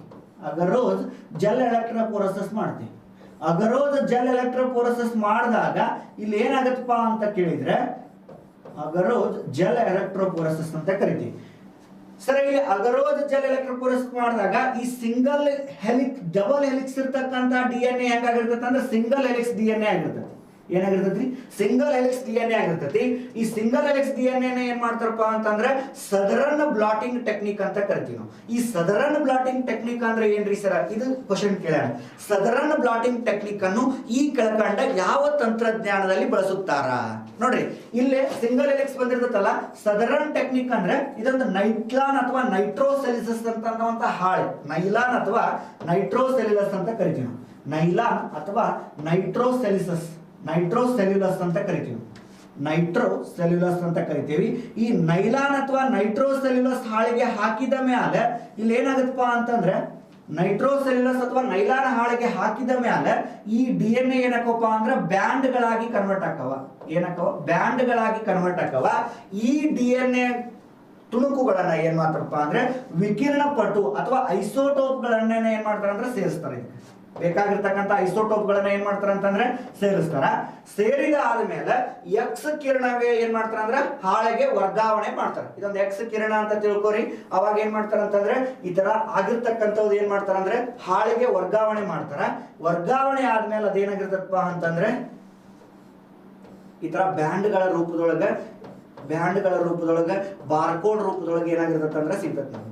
ಈ ಬಾರ್ಕೋಡ್ ರೂಪದೊಳಗೆ ಸಿಗುತ್ತೆ. ಇದನ್ನ ನಮಗೆ ಯಾರು ಡೌಟ್ ಇರ್ತದ ಆ ವ್ಯಕ್ತಿ ಇದನ್ನು ಇದೇ ತರನ ಮಾಡ್ತಾರ. ಇದೇ ತರ ಮಾಡಿ ಈಗ ನೋಡ್ರಿ, ಈ ವ್ಯಕ್ತಿ ಡೌಟ್ ಐತೆ ಅಂತ ತಿಳ್ಕೊರಿ, ಇದೇ ತರನ ಮಾಡಿ ಏನಾಗ್ತಾರಪ್ಪ ಅಂತಂದ್ರೆ ಹೌದಲ್ಲ, ಇವನು ಏನ್ ಮಾಡ್ತಾರೆ ಇದೇ ತರ ಕಲೆಕ್ಟ್ ಮಾಡ್ತಾರ. ಇವೆರಡೂವನ್ನು ನೋಡಿದಾಗ ಸೇಮ್ ಬಂತು ಅಂತಂದ್ರೆ ಇದನ್ನ ಕೃತ್ಯವನ್ನ ಇದೇ ವ್ಯಕ್ತಿ ಮಾಡ್ಯಾನ ಅಂತರ್ಥ. ನೋಡ್ರಿ, ಈಗ ನಾವೊಂದು ಕೊಲೆ ಮಾಡ್ಯಾನ ಅಂದ್ರೆ ಒಂದು 10 ಮಂದಿ ಮೇಲೆ ಡೌಟ್ ಬರ್ತೈತಿ. 10 ಮಂದಿನೂ ಏನ್ ಮಾಡ್ತಾರ ಅಂದ್ರೆ DNA ಸ್ಯಾಂಪಲ್ ಕಲೆಕ್ಟ್ ಮಾಡ್ತಾರ. ನಂದು DNA ಸ್ಯಾಂಪಲ್ ಕಲೆಕ್ಟ್ ಮಾಡ್ತಾರ. 10 ಮಂದಿ ಕೂಟಾಗ ನಿಂದು ಯಾರು ಕೂಟಾಗ ಏನಾಗತ್ತಂದ್ರೆ ಸರಿ ಜೋಡಿಸ್ತೈತಿ, ಅವರ ಈ ಕೃತ್ಯ ಮಾಡ್ಯಾರ ಅನ್ನೋದು ಪತ್ತೆ ಹಚ್ತಾರ. ಯಾರು ಪತ್ತೆ ಹಚ್ತಾರ್ರಿ? ಪೊಲೀಸರು. ಅಲ್ಲಿ ಇರ್ತಕ್ಕಂಥ ಸಿಬ್ಬಂದಿ ವರ್ಗ DNA ಪರಿವೀಕ್ಷಣಾ ಕೇಂದ್ರ ಅನ್ನೋದು ಐತ್ರಿ, ಎಲ್ಲೇ ಹೈದರಾಬಾದ್ ಒಳಗೆ. ಅಲ್ಲಿ ಏನ್ ಮಾಡ್ತಾರ ಅಂದ್ರೆ ಪತ್ತೆ ಹಚ್ತಾರ. ನೀವು ಅದಕ್ಕಿಂತ ಮುಂಚಿತವಾಗಿ ಇದನ್ನ ಚಿತ್ರಗಳ ಮುಖಾಂತರ ನೋಡಿದ್ರೆ ಒಂದು ಸ್ವಲ್ಪ ತಿಳಿದೈತಿ. ನೋಡ್ರಿ, ಇಲ್ಲಿ ಮಾಡ್ಯಾರ. ಮೊದ್ಲೇಕ್ ಏನ್ ಮಾಡ್ಯಾರ ಅಂದ್ರೆ ಸ್ಯಾಂಪಲ್ ಅನ್ನ ಕಲೆಕ್ಟ್ ಮಾಡ್ಯಾರ. ಯಾವುದು? ಬ್ಲಡ್ ತಗೊಂಡ್ರಿ. ಏನ್ ತಗೊಂಡ್ರ? ಬ್ಲಡ್ ಅನ್ನುವಂತಹ ಸ್ಯಾಂಪಲ್ ಅನ್ನ ಕಲೆಕ್ಟ್ ಮಾಡ್ಯಾರ. ಅಲ್ಲಿರ್ತಕ್ಕಂಥ ಬ್ಲಡ್ಡಿನೊಳಗ ಜೀವಕೋಶದಲ್ಲಿರ್ತಕ್ಕಂತಹ DNA ಗಳನ್ನ ತಗೊಂಡಾರ. ಹೌದಲ್ರಿ? ಈ ಬ್ಲಡ್ ಒಳಗ ಸಾವಿರಾರು ಜೀವಕೋಶಗಳು ಇರ್ತಾವ. ಯಾಕಂದ್ರೆ body is made up of ಜೀವಕೋಶಗಳು ಅಂತ ಕರಿತೀವಿ ನಾವು. ಈ ಜೀವಕೋಶಗಳನ್ನ ತಗೊಂಡಾರ. ಜೀವಕೋಶಗಳನ್ನ ತಗೊಂಡು ಇದರಲ್ಲಿರ್ತಕ್ಕಂಥ DNA ಏನ್ ಮಾಡ್ಯಾರ ಅಂದ್ರೆ ಕಟ್ ಮಾಡ್ಯಾರ. ಆ ಕಟ್ ಮಾಡುವಂತ ಇನ್ಸ್ಟ್ರೂಮೆಂಟ್ ಯಾವುದು ಅಂತ ಹೇಳಿದ್ ನಾನು, ರಿಸ್ಟ್ರಿಕ್ಷನ್ ಎಂಡೋನ್ಯೂಕ್ಲಿಯಸ್ ಅಂತ ಕರಿತೀವಿ ನಾವು, ಅಥವಾ REN ಅಂತ ಕರಿತೀವಿ. ಹ್ಯಾಮಿಲ್ಟನ್ ಅನ್ನುವಂತಹ ಒಬ್ಬ ವಿಜ್ಞಾನಿ ಅಥವಾ ಪ್ರಾಧ್ಯಾಪಕ ಏನ್ ಮಾಡಿದ ಅಂತಂದ್ರೆ ಕಂಡುಹಿಡಿದ. ಈ ರಿಸ್ಟ್ರಿಕ್ಷನ್ ಎಂಡೋನ್ಯೂಕ್ಲಿಯಸ್ ಅಂತ ಕಟ್ ಮಾಡಿರ್ತಕ್ಕಂತಹ ಒಂದು DNA ಅನ್ನ ಇವು ಮತ್ತೇನ್ ಮಾಡ್ತಾರೆ ಅಂದ್ರೆ ಅಗರೋಸ್ ಜೆಲ್ ಎಲೆಕ್ಟ್ರೋಫೋರೆಸಿಸ್ಗೆ ಒಳಪಡಿಸಿದಾಗ ಡಬಲ್ ಹೆಲಿಕ್ಸ್ ಇರ್ತಕ್ಕಂಥ DNA ಏನಕ್ಕವ ಅಂದ್ರೆ ಸಿಂಗಲ್ ಹೆಲಿಕ್ಸ್ ಹಾಕವು. ಆ ಸಿಂಗಲ್ ಹೆಲಿಕ್ಸ್ DNA ಏನ್ ಮಾಡ್ತಾರಪ್ಪ ಅಂತಂದ್ರೆ ಅವುಗಳ ಒಂದು ಲೆಂತ್ ಆಧಾರದ ಮೇಲೆ ಏನ್ ಮಾಡ್ತಾರೆ ಅಂದ್ರೆ ಜೋಡಣೆ ಮಾಡ್ತಾರೆ. ಹೌದಲ್ರಿ? ಇಲ್ಲಿ ಜೋಡಣೆ ಮಾಡ್ಯಾರ ನೋಡ್ರಿ, ಜೋಡಣೆ ಮಾಡ್ತಾರ. ಜೋಡಣೆ ಮಾಡಿದ್ಮೇಲೆ ಏನಾಗತ್ತಪ್ಪ ಅಂದ್ರೆ ಅಗರೋಸ್ ಜೆಲ್ ಎಲೆಕ್ಟ್ರೋಫೋರೆಸಿಸ್ ಆದ್ಮೇಲೆ ಜೋಡಣೆ ಮಾಡ್ತಾರ. ಜೋಡಣೆ ಆದ್ಮೇಲೆ ನೆಕ್ಸ್ಟ್ ಸದರನ್ ಬ್ಲಾಟಿಂಗ್ ಟೆಕ್ನಿಕ್ಗೆ ಒಳಪಡಿಸ್ತಾರೆ. ಈ ಸದರನ್ ಬ್ಲಾಟಿಂಗ್ ಟೆಕ್ನಿಕ್ನೊಳಗೆ ಏನಾಗತ್ತಪ್ಪ ಅಂದ್ರೆ ನೈಲಾನ್ ಅಥವಾ ನೈಟ್ರೋಸೆಲ್ಲಸ್ ಹಾಳೆಗೆ ಹಾಕಿದಾಗ ಆ ಬ್ಯಾಂಡ್ ಮುಖಾಂತರ ಏನಾಗತ್ತಪ್ಪ ಅಂತಂದ್ರೆ ಆ ಒಂದು DNA ತುಣುಕುಗಳು ಏನ್ ಮಾಡ್ತಾವಪ್ಪ ಅಂದ್ರೆ ಬಂದು ಕುಂದಿರುತ್ತವೆ. ಹೌದಲ್ರಿ? ಇಲ್ಲ ನೋಡ್ರಿ DNA ತುಣುಕುಗಳು. ಇದನ್ನ ನೆಕ್ಸ್ಟ್ ಏನ್ ಮಾಡ್ತಾರೆ ಅಂದ್ರೆ ಎಕ್ಸ್ರೇ ಹಾಳೆಗೆ ಒಳಪಡಿಸಿದಾಗ ಆ ಎಕ್ಸ್ರೇ ಹಾಳೆ ಒಳಗೆ ಏನಾಗತ್ತಪ್ಪ ಅಂತಂದ್ರೆ ನಮ್ಗೆ ಏನು ಕಂಡು ಬರ್ತದಪ್ಪ ಅಂತಂದ್ರೆ ಈ ಒಂದು ಬಾರ್ಕೋಡ್ ಮುಖಾಂತರ ಏನಾಕಪ್ಪ ಅಂದ್ರೆ DNA ತುಣುಕುಗಳು ಕಂಡು ಬರ್ತಾವ. ಇಲ್ಲಿ ಕಾಣ್ತಾವ ನೋಡ್ರಿ, ಬಾರ್ಕೋಡ್ ಮುಖಾಂತರ DNA ತುಣುಕುಗಳ ಕಂಡು ಬರ್ತಾವು. ಇಲ್ಲಿ ಇನ್ನೊಂದೇನಪ್ಪ ಅಂದ್ರೆ ಇಲ್ಲಿ ಐಸೋಟೋಪ್ ಗಳನ್ನ ಏನ್ ಮಾಡ್ತಾರೆ ಅಂದ್ರೆ ಉಪಚರಿಸ್ತಾರೆ. ಇಲ್ಲೇ ನೋಡ್ರಿ, ಇದು ಏನಪ್ಪಾ ಅಂದ್ರೆ ಐಸೋಟೋಪ್ ಗಳನ್ನ ಏನ್ ಮಾಡ್ತಾರ ಅಂದ್ರೆ ಉಪಚರಿಸ್ತಾರ. ಈ ಐಸೋಟೋಪ್ ಗಳನ್ನ ಉಪಚರಿಸಿದಾಗ ಅಲ್ಲಿ ಏನಾಗತ್ತಪ್ಪ ಅಂತಂದ್ರೆ DNA ಬ್ಯಾಂಡ್ ರೂಪಾಂತರ ಏನಾಗತ್ತಂದ್ರೆ ಕನ್ವರ್ಟ್ ಆಗತ್ತೆ. ಇದ DNA ಏನ್ ಮಾಡ್ತಾರಪ್ಪ ಅಂತಂದ್ರೆ ನಮ್ಮ ಯಾವ ವ್ಯಕ್ತಿಗೆ ಡೌಟ್ ಇರ್ತದೆ ನೋಡು ಆ DNA ಅನ್ನ ಹೋಲಿಸ್ತಾರೆ. ನೋಡ್ರಿ, ಇಲ್ಲಿ ಎಕ್ಸಾಮ್ ಪಾಯಿಂಟ್ ಒಳಗೆ ನಾವ್ ಏನ್ ನೆನಪಿಡ್ಬೇಕಪ್ಪ ಅಂದ್ರೆ ಇಲ್ಲಿ ಇಷ್ಟು ದಿನ ಕ್ವಶನ್ ಕೇಳಿದ್ದು ಸದರನ್ ಬ್ಲಾಟಿಂಗ್ ಟೆಕ್ನಿಕ್ ಯಾವ ಒಂದು ತಂತ್ರಜ್ಞಾನಕ್ಕೆ ಒಳಪಟ್ಟಿದ್ದು ಅಂತಂದ್ರೆ ನೀವ್ ಹೇಳ್ಬೇಕು DNA ಬೆರಳಚ್ಚು ತಂತ್ರಜ್ಞಾನ. ಸದರನ್ ಬ್ಲಾಟಿಂಗ್ ಟೆಕ್ನಿಕ್ ಯಾವ ಒಂದು ವಸ್ತುವನ್ನ ಯೂಸ್ ಮಾಡ್ತಾರ ಅಂತಂದ್ರೆ ನೈಲಾನ್ ಹಾಳಿ ಅಥವಾ ನೈಟ್ರೋಸೆಲ್ಯುಲಸ್ ಹಾಳಿ ಅಂತ ಹೇಳ್ಬೇಕು. ಹೌದಲ್ರಿ? ಇದು ಏನಪ್ಪಾ ಅಂದ್ರೆ ಒಂದು ಟೆಕ್ನಿಕ್ ತರ ಏನ್ ಮಾಡ್ತಾರಪ್ಪ ಅಂದ್ರೆ ಕಡೆಯದಾಗಿ ಏನ್ ಮಾಡ್ತಾರ ಅಂತಂದ್ರೆ ಈ ತರ ಬಾರ್ಕೋಡ್ ಮುಖಾಂತರ ಅವ್ನ ಏನ್ ಮಾಡ್ತಾರ ಅಂದ್ರೆ ಫಿಂಗರ್ ಪ್ರಿಂಟ್ ಅನ್ನ ಮಾಡ್ತಾರ. ಅದನ್ನ ಯಾರ ಡೌಟ್ ಇರ್ತದ ನೋಡಿ ಅವ್ರಿಗೆ ಹೋಲಿಸ್ತಾರ. ಅದು ಕರೆಕ್ಟ್ ಆಯ್ತು ಅಂದ್ರೆ ಅವನ ಮಾಡೋಣ ಅಂತಾರ. ಹೌದಲ್ರಿ? ಇದು ಏನಂದ್ರೆ DNA ಬೆರಳಚ್ಚು ತಂತ್ರಜ್ಞಾನ. ಹಂಗಂದ್ರೆ ಸರ್ ಇಲ್ಲ ನೆನಪಿಡ್ಬೇಕಂತಹ ವಿಶೇಷ ಅಂಶ ಯಾವ್ದ್ರಿ ಅಂತಂದ್ರೆ ನೋಡ್ರಿ, ವಿಶೇಷ ಅಂಶ ಯಾವುದು ಅಂತ ಕೇಳಿದ್ರೆ ಈ ಭಾರತ ದೇಶದೊಳಗ DNA ಪರೀಕ್ಷೆ ಮಾಡುವಂತ ಕೇಂದ್ರ ಎಲ್ಲೈತ್ರಿ ಅಂತ ಕೇಳಿದಾಗ ಹೈದರಾಬಾದ್ ಅಂತ ಕರಿತೀವಿ ನಾವು. ಏನಂತ ಕರಿತೀವ್ರಿ? ಹೈದರಾಬಾದ್ ಅಂತ ಕರಿತೀವಿ ನಾವು. ಯಾವ್ದ್ರಿ? ಹೈದರಾಬಾದ್ ಅಂತ ಕರಿತೀವಿ. ಇನ್ನು ನೆಕ್ಸ್ಟ್ DNA ಮಾದರಿ ಸಂಗ್ರಹಣಾ ಘಟಕ ನಾವೆಲ್ಲ ಐತಿ ಅಂದ್ರೆ ಬೆಂಗಳೂರೊಳಗೈತಿ. ನೆನ್ಪಿಟ್ಕೋಬೇಕು, ಏನಾದ್ರೂ ಭಾರತ ದೇಶದೊಳಗ DNA ಪರೀಕ್ಷಾ ಕೇಂದ್ರ ಅಂದ್ರೆ ನಾವು DNA ಪರೀಕ್ಷೆಗೆ ಒಳಪಟ್ಟಾಗ ಆ ಕೇಂದ್ರ ಎಲ್ಲೈತ್ರಿ ಅಂತಂದ್ರೆ ಹೈದರಾಬಾದ್ ಒಳಗೈತಿ. ಇನ್ನ DNA ಮಾದರಿ ಸಂಗ್ರಹಣಾ ಘಟಕ ಎಲ್ಲೈತ್ರಿ ಅಂತಂದ್ರೆ ಬೆಂಗಳೂರು ಒಳಗೈತಿ, ಹೈದರಾಬಾದ್ ಒಳಗೈತಿ. ಇದನ್ನ ಕ್ವಶನ್ ಕೇಳೋಣ, ನೆನ್ಪಿಟ್ಕೋಬೇಕು.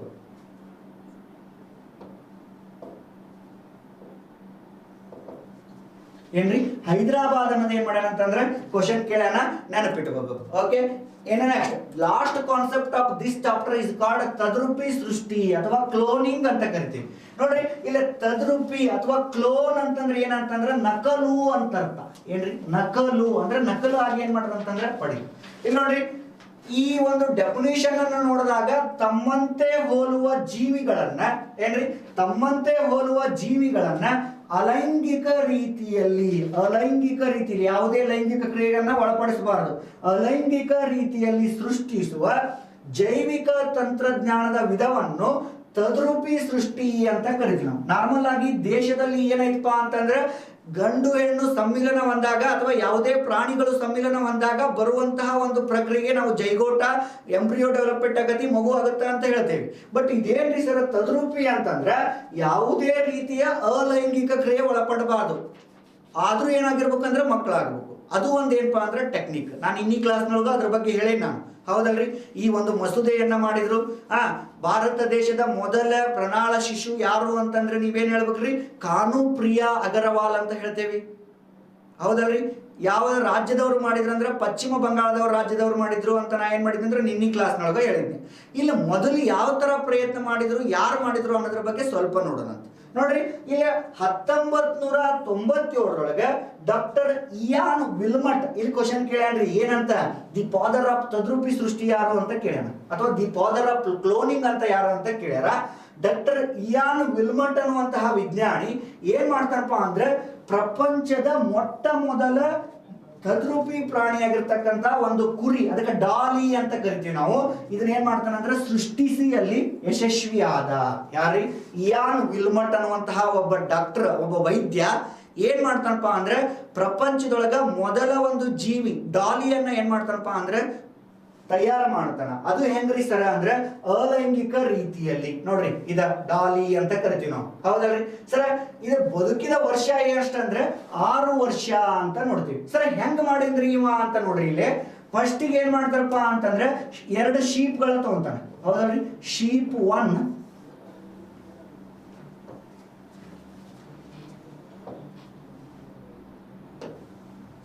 ಏನ್ ಮಾಡ್ತಾನ್ರಿ ಶೀಪ್ 1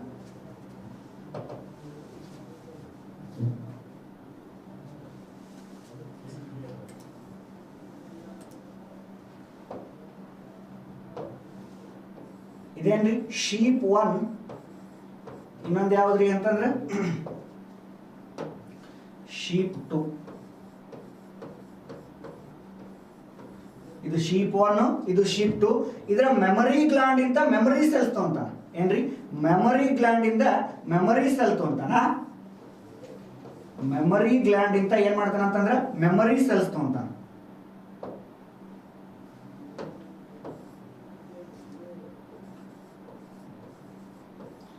ಮೆಮರಿ ಗ್ಲ್ಯಾಂಡ್ ಇಂದ ಮೆಮರಿ ಸೆಲ್ ತಗೊಂತಾನ ಇದ್ರೊಳಗೆ ಏನ್ ಮಾಡ್ತಾನ ಅಂತಂದ್ರೆ ಎಗ್ ತಗೊಂತಾನ ಇಲ್ಲಿ ಏನ್ ಮಾಡ್ತಾರಪ್ಪ ಅಂತಂದ್ರೆ ಇವನು ಎರಡನ್ನ ಏನ್ ಮಾಡ್ತಾರ ಅಂದ್ರೆ ಫ್ಯೂಸನ್ ಅನ್ನ ಮಾಡ್ತಾರ ಏನ್ ಮಾಡ್ತಾರ ಫ್ಯೂಸನ್ ಮಾಡ್ತಾರ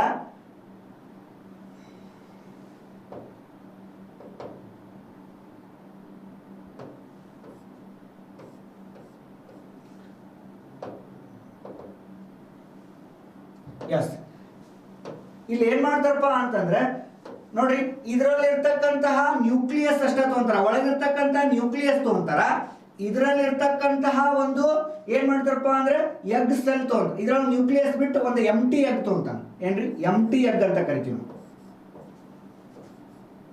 ಇದ್ರೊಳಗೆ ಏನಪ್ಪಾ ಅಂದ್ರೆ ಎಂಟಿ ಎಗ್ ಅಂತ ತಗೊಂತೀವಿ ನಾವು ಅದರೊಳಗೆ ಏನಾಗತ್ತಂದ್ರೆ ನ್ಯೂಕ್ಲಿಯಸ್ ಅನ್ನ ತಗೊಂತೀವಿ ಹೌದಲ್ರಿ ಇದ್ರೊಳಗೆ ಎಂಟಿ ಎಗ್ ತಗೊಂತೇವಿ ಇದ್ರೊಳಗ ನ್ಯೂಕ್ಲಿಯಸ್ ಅಷ್ಟ ತಗೊಂತೇವಿ ಇವನ್ ಎರಡನ್ನು ಒಳಪಟ್ಟಾಗ ಅಂದ್ರೆ ಇವನ್ ಎರಡನ್ನು ಒಳಪಟ್ಟಾಗ ಏನಾಗತ್ರಿ ಸರ ಅಂತಂದ್ರೆ ಇದ್ರ ಎರಡನ್ನು ಒಳಪಟ್ಟಾಗ ಏನಾಗತ್ತ ಅಂದ್ರೆ ಫ್ಯೂಸನ್ ಪ್ರಕ್ರಿಯೆ ಆಗತ್ತೆ ಏನಾಗತ್ರಿ ಫ್ಯೂಸನ್ ಆಗತ್ತ ಈ ಫ್ಯೂಸನ್ ಆದ್ಮೇಲೆ ಇಲ್ಲಿ ಏನಾಗತ್ತಪ್ಪ ಅಂತಂದ್ರೆ ಫ್ಯೂಸನ್ ಆದ್ಮೇಲೆ ನೆಕ್ಸ್ಟ್ ಏನ್ ಮಾಡ್ತಾರಪ್ಪ ಅಂತಂದ್ರೆ ಒಂದು ಪ್ಲೇಟ್ಗೆ ಹಾಕ್ತಾರ ಅದಕ್ಕೆ ಎಂತ ಪ್ಲೇಟ್ ಅಂತ ಸರ ಕರೀತಾರ ಅಂತಂದ್ರೆ ಪ್ರಟ್ಟಿ ಪ್ಲೇಟ್ ಅಂತ ಕರಿತೀವಿ ನಾವು ಈ ತರ ಏನಾಗತ್ತ ಅಂತಂದ್ರೆ ಫ್ಯೂಸನ್ ಆಗುತ್ತೆ ಫ್ಯೂಸನ್ ಆದ್ಮೇಲೆ ಏನಾಗತ್ತ ಅಂದ್ರೆ ಪ್ರಟ್ಟಿ ಪ್ಲೇಟ್ ಹಾಕಿದಾಗ ಆ ಪ್ರಟ್ಟಿ ಪ್ಲೇಟ್ ಒಳಗೆ ಏನಾಗತ್ತಿ ಅಂತಂದ್ರೆ ಪ್ರಟ್ಟಿ ಪ್ಲೇಟ್ ಅಂತ ಕರಿತೀವಿ ನಾವು ಈ ಪ್ಲೇಟ್ನೊಳಗೆ ಹಾಕಿದಾಗ ಮತ್ತೆ ಏನಾಗಿರ್ತೇವೆ ಅಂದ್ರೆ ಸೂಕ್ತವಾಗಿರ್ತಕ್ಕಂತಹ ಒಂದು ಪೋಷಕಾಂಶಗಳನ್ನ ಹಾಕ್ತೀವಿ ಏನ್ರಿ ಸೂಕ್ತವಾಗಿರ್ತಕ್ಕಂತಹ ಒಂದು ಪೋಷಕಾಂಶಗಳನ್ನ ಏನ್ ಮಾಡ್ತೇವೆ ಅಂತಂದ್ರೆ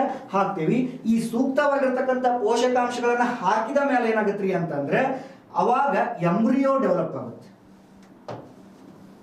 ಏನಾಗತ್ರಿ ಎಂಬ್ರಿಯೋ ಡೆವಲಪ್ ಆಗುತ್ತೆ ಅದ ಪ್ಲೇಟ್ ಒಳಗೆ ಏನಾಗುತ್ತೆ ಅಂತಂದ್ರೆ ಎಂಬ್ರಿಯೋ ಡೆವಲಪ್ ಆಗುತ್ತೆ ಈ ತರ ಏನಾಗತ್ರಿ ಅಂತಂದ್ರೆ ನ್ಯೂಕ್ಲಿಯಸ್ ಡಿವೈಡ್ ಆಗಿ ಏನಾಕವ ಅಂತಂದ್ರೆ ಎಂಬ್ರಿಯೋ ಡೆವಲಪ್ ಆಗುತ್ತೆ ಏನಾಗುತ್ತೆ ಎಂಬ್ರಿಯೋ ಡೆವಲಪ್ ಆಗುತ್ತೆ ಇದರಲ್ಲಿ ಇರ್ತಕ್ಕಂತಹ ಇದೇ ಎಂಬ್ರಿಯೋನ ನಾವೇನ್ ಮಾಡ್ತೀವಪ್ಪ ಅಂತಂದ್ರೆ ಇದರಲ್ಲಿರ್ತಕ್ಕಂಥ ಎಂಬ್ರಿಯೋನ ನಾವೇನ್ ಮಾಡ್ತೀವಪ್ಪ ಅಂತಂದ್ರೆ ಇದೇ ಎಂಬ್ರಿಯೋ ಹಾಕಿರ್ತಕ್ಕಂಥದ್ದು ನಾವೇನ್ ಮಾಡ್ತೀವಪ್ಪ ಅಂತಂದ್ರೆ ಇದನ್ನ ಶೀಪ್ 2 ಹಾಕ್ತೀವಿ ಹೌದಲ್ರಿ ಶೀಪ್ 2 ಗೊತ್ತಾಯ್ತಲ್ಲ ಇಲ್ಲ ಐತ್ ನೋಡ್ರಿ ಇಲ್ಲ ಐತ್ ನೋಡ್ರಿ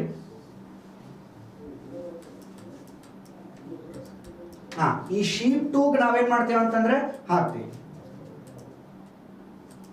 ಈ ಶೀಪ್ 2 ಹಾಕಿದಾಗ ಅದು ಏನಾಗತ್ತಪ್ಪ ಅಂದ್ರೆ ಅವಾಗ ಬಂದಿರುವಂತಹ ಪ್ರಾಣಿನ ಯಾವುದು ಅಂತ ಕೇಳಿದ್ರೆ ಡಾಲಿ ಅಂತ ಕರಿತೀವಿ ಏನಂತ ಕರಿತೀವ್ರಿ ಡಾಲಿ ಅಂತ ಕರಿತೀವಿ ಇದ ಡಾಲಿನ ಏನ್ ಮಾಡ್ತಾರಪ್ಪ ಅಂತಂದ್ರೆ ಶೀಪ್ 1 ಶೀಪ್ 2 ನೋಡಿದಾಗ ನೋಡ್ರಿ ಈ ಡಾಲಿ ಏನಾಗತ್ತಪ್ಪ ಅಂತಂದ್ರೆ ಈ ತಂದೆ ಈ ಒಂದು ಶೀಪ್ 1 ಏನಾಗಿರ್ತಾವ ಅಂತಂದ್ರೆ ಅದೇ ತರನಾಗೇನೆ ಇರ್ತದ ಶೀಪ್ 2 ಯಾಕಂದ್ರೆ ಕ್ರೋಮೋಜೋಮು ಎರಡೂ ಕಡೆಯಿಂದ ಬರ್ಬೇಕು ಎರಡೂ ಪಾತ್ರಗಳನ್ನ ಅಥವಾ ಎರಡೂ ಹೊಂದಿರ್ತತಿ ಇಲ್ಲ ಇದು ನೋಡ್ರಿ ಅದ ಪ್ರಾಣಿ ಯಾವ್ದಂದ್ರೆ ಡಾಲಿ ಅಂತ ಕೇಳಿದ್ದಲ್ಲ ನಾನು ಇದ ಡಾಲಿ ಅಂತ ಕರಿತೀವಿ ಇದು ಎರಡರದ್ದು ಏನಾಗಿರ್ತದೆ ಅಂದ್ರೆ ಎರಡೂ ಕೂಡ ಬಂದಿರ್ತದೆ ಹಾಗಾದ್ರೆ ಸರ ಇಲ್ಲಿ ಉಪಯೋಗಗಳು ಏನದವ್ರಿ ಅಂತಂದ್ರೆ ಕ್ಲೋನಿಂಗ್ ವಿಧಾನದ ಮೂಲಕ ಹಾನಿಗೊಂಡಿರ್ತಕ್ಕಂತಹ ಜೀವಕೋಶಗಳನ್ನ ಪುನರ್ ಉತ್ಪಾದಿಸಬಹುದು ಅಥವಾ ಈಗ ಏನಾದ್ರೂ ಬಂಜೆತನ ಆದ್ರೆ ನಿವಾರಿಸಬಹುದು ಡಯಾಬಿಟಿಸ್ ಇಂತಹ ತೊಂದರೆಗಳನ್ನ ಏನ್ ಮಾಡಬಹುದಪ್ಪ ಅಂದ್ರೆ ಸರಿಪಡಿಸಬಹುದು ಜೀವಕೋಶಗಳ ವಿಭಜನೆಯನ್ನ ಗಮನಿಸಿ ಜೀವಿಗಳ ವಯಸ್ಸನ್ನ ನೋಡ್ರಿ ಇವತ್ತು ವಯಸ್ಸನ್ನ ಅಧ್ಯಯನ ಮಾಡಬಹುದು ನಾವು ಹೌದಲ್ರಿ ಈ ವಯಸ್ಸನ್ನ ಅಧ್ಯಯನ ಮಾಡುವುದು ಅಥವಾ ಇದನ್ನ ಉತ್ಪಾದನೆ ಮಾಡುವುದು ಏನಾಗತ್ತಪ್ಪ ಅಂತಂದ್ರೆ ಹುಡುತತಿ ಹೌದಲ್ರಿ ನೋಡ್ರಿ ಇಲ್ಲಿ ಪ್ರಪಂಚದ ಮೊದಲ ತದ್ರೂಪಿ ಸೃಷ್ಟಿ ಪ್ರಾಣಿ ಯಾವುದು ಅಂತ ಕೇಳಿದ್ರೆ ಡಾಲಿ ಇದ ಡಾಲಿನ ಮತ್ತ ಒಳಪಟ್ಟಾಗ ರೋಸಿ ಆ ಥರ ಏನು ಮಾಡಿದ್ವಿ ಅಂದ್ರೆ ಬಂದು ಕೆಲವೊಂದಿಷ್ಟು ದಿನಗಳ ಕಾಲ ಆದ್ಮೇಲೆ ಏನಾಗತ್ತಪ್ಪ ಅಂತಂದ್ರೆ ಇದಕ್ಕೆ ಡಾಲಿ ಅನ್ನುವಂತಹ ಒಂದು ಶಿಪ್ಗೆ ಏನಾಗತ್ತಪ್ಪ ಅಂತಂದ್ರೆ ಲಂಗ್ ಕ್ಯಾನ್ಸರ್ ಬಂದು ಏನಾಗತ್ತಂದ್ರೆ ಸಾಯ್ತೈತಿ. ಏನ್ ಕ್ಯಾನ್ಸರ್? Lung cancer. ಇದು ಸುಮಾರು 6ರಿಂದ 6.5 ವರ್ಷ ಬದುಕತಿ. Yes, thank you. ನೆಕ್ಸ್ಟ್ ಕ್ಲಾಸ್ನೊಳಗೆ ಹೊಸ ಕಾನ್ಸೆಪ್ಟ್ GPS ಟೆಕ್ನಾಲಜಿ ಮತ್ತು ನ್ಯಾನೋ ಟೆಕ್ನಾಲಜಿಯನ್ನು ಡಿಸ್ಕಸ್ ಮಾಡೋಣ. ನಿಮಗೆಲ್ಲರಿಗೂ ಕೂಡ ಧನ್ಯವಾದಗಳು.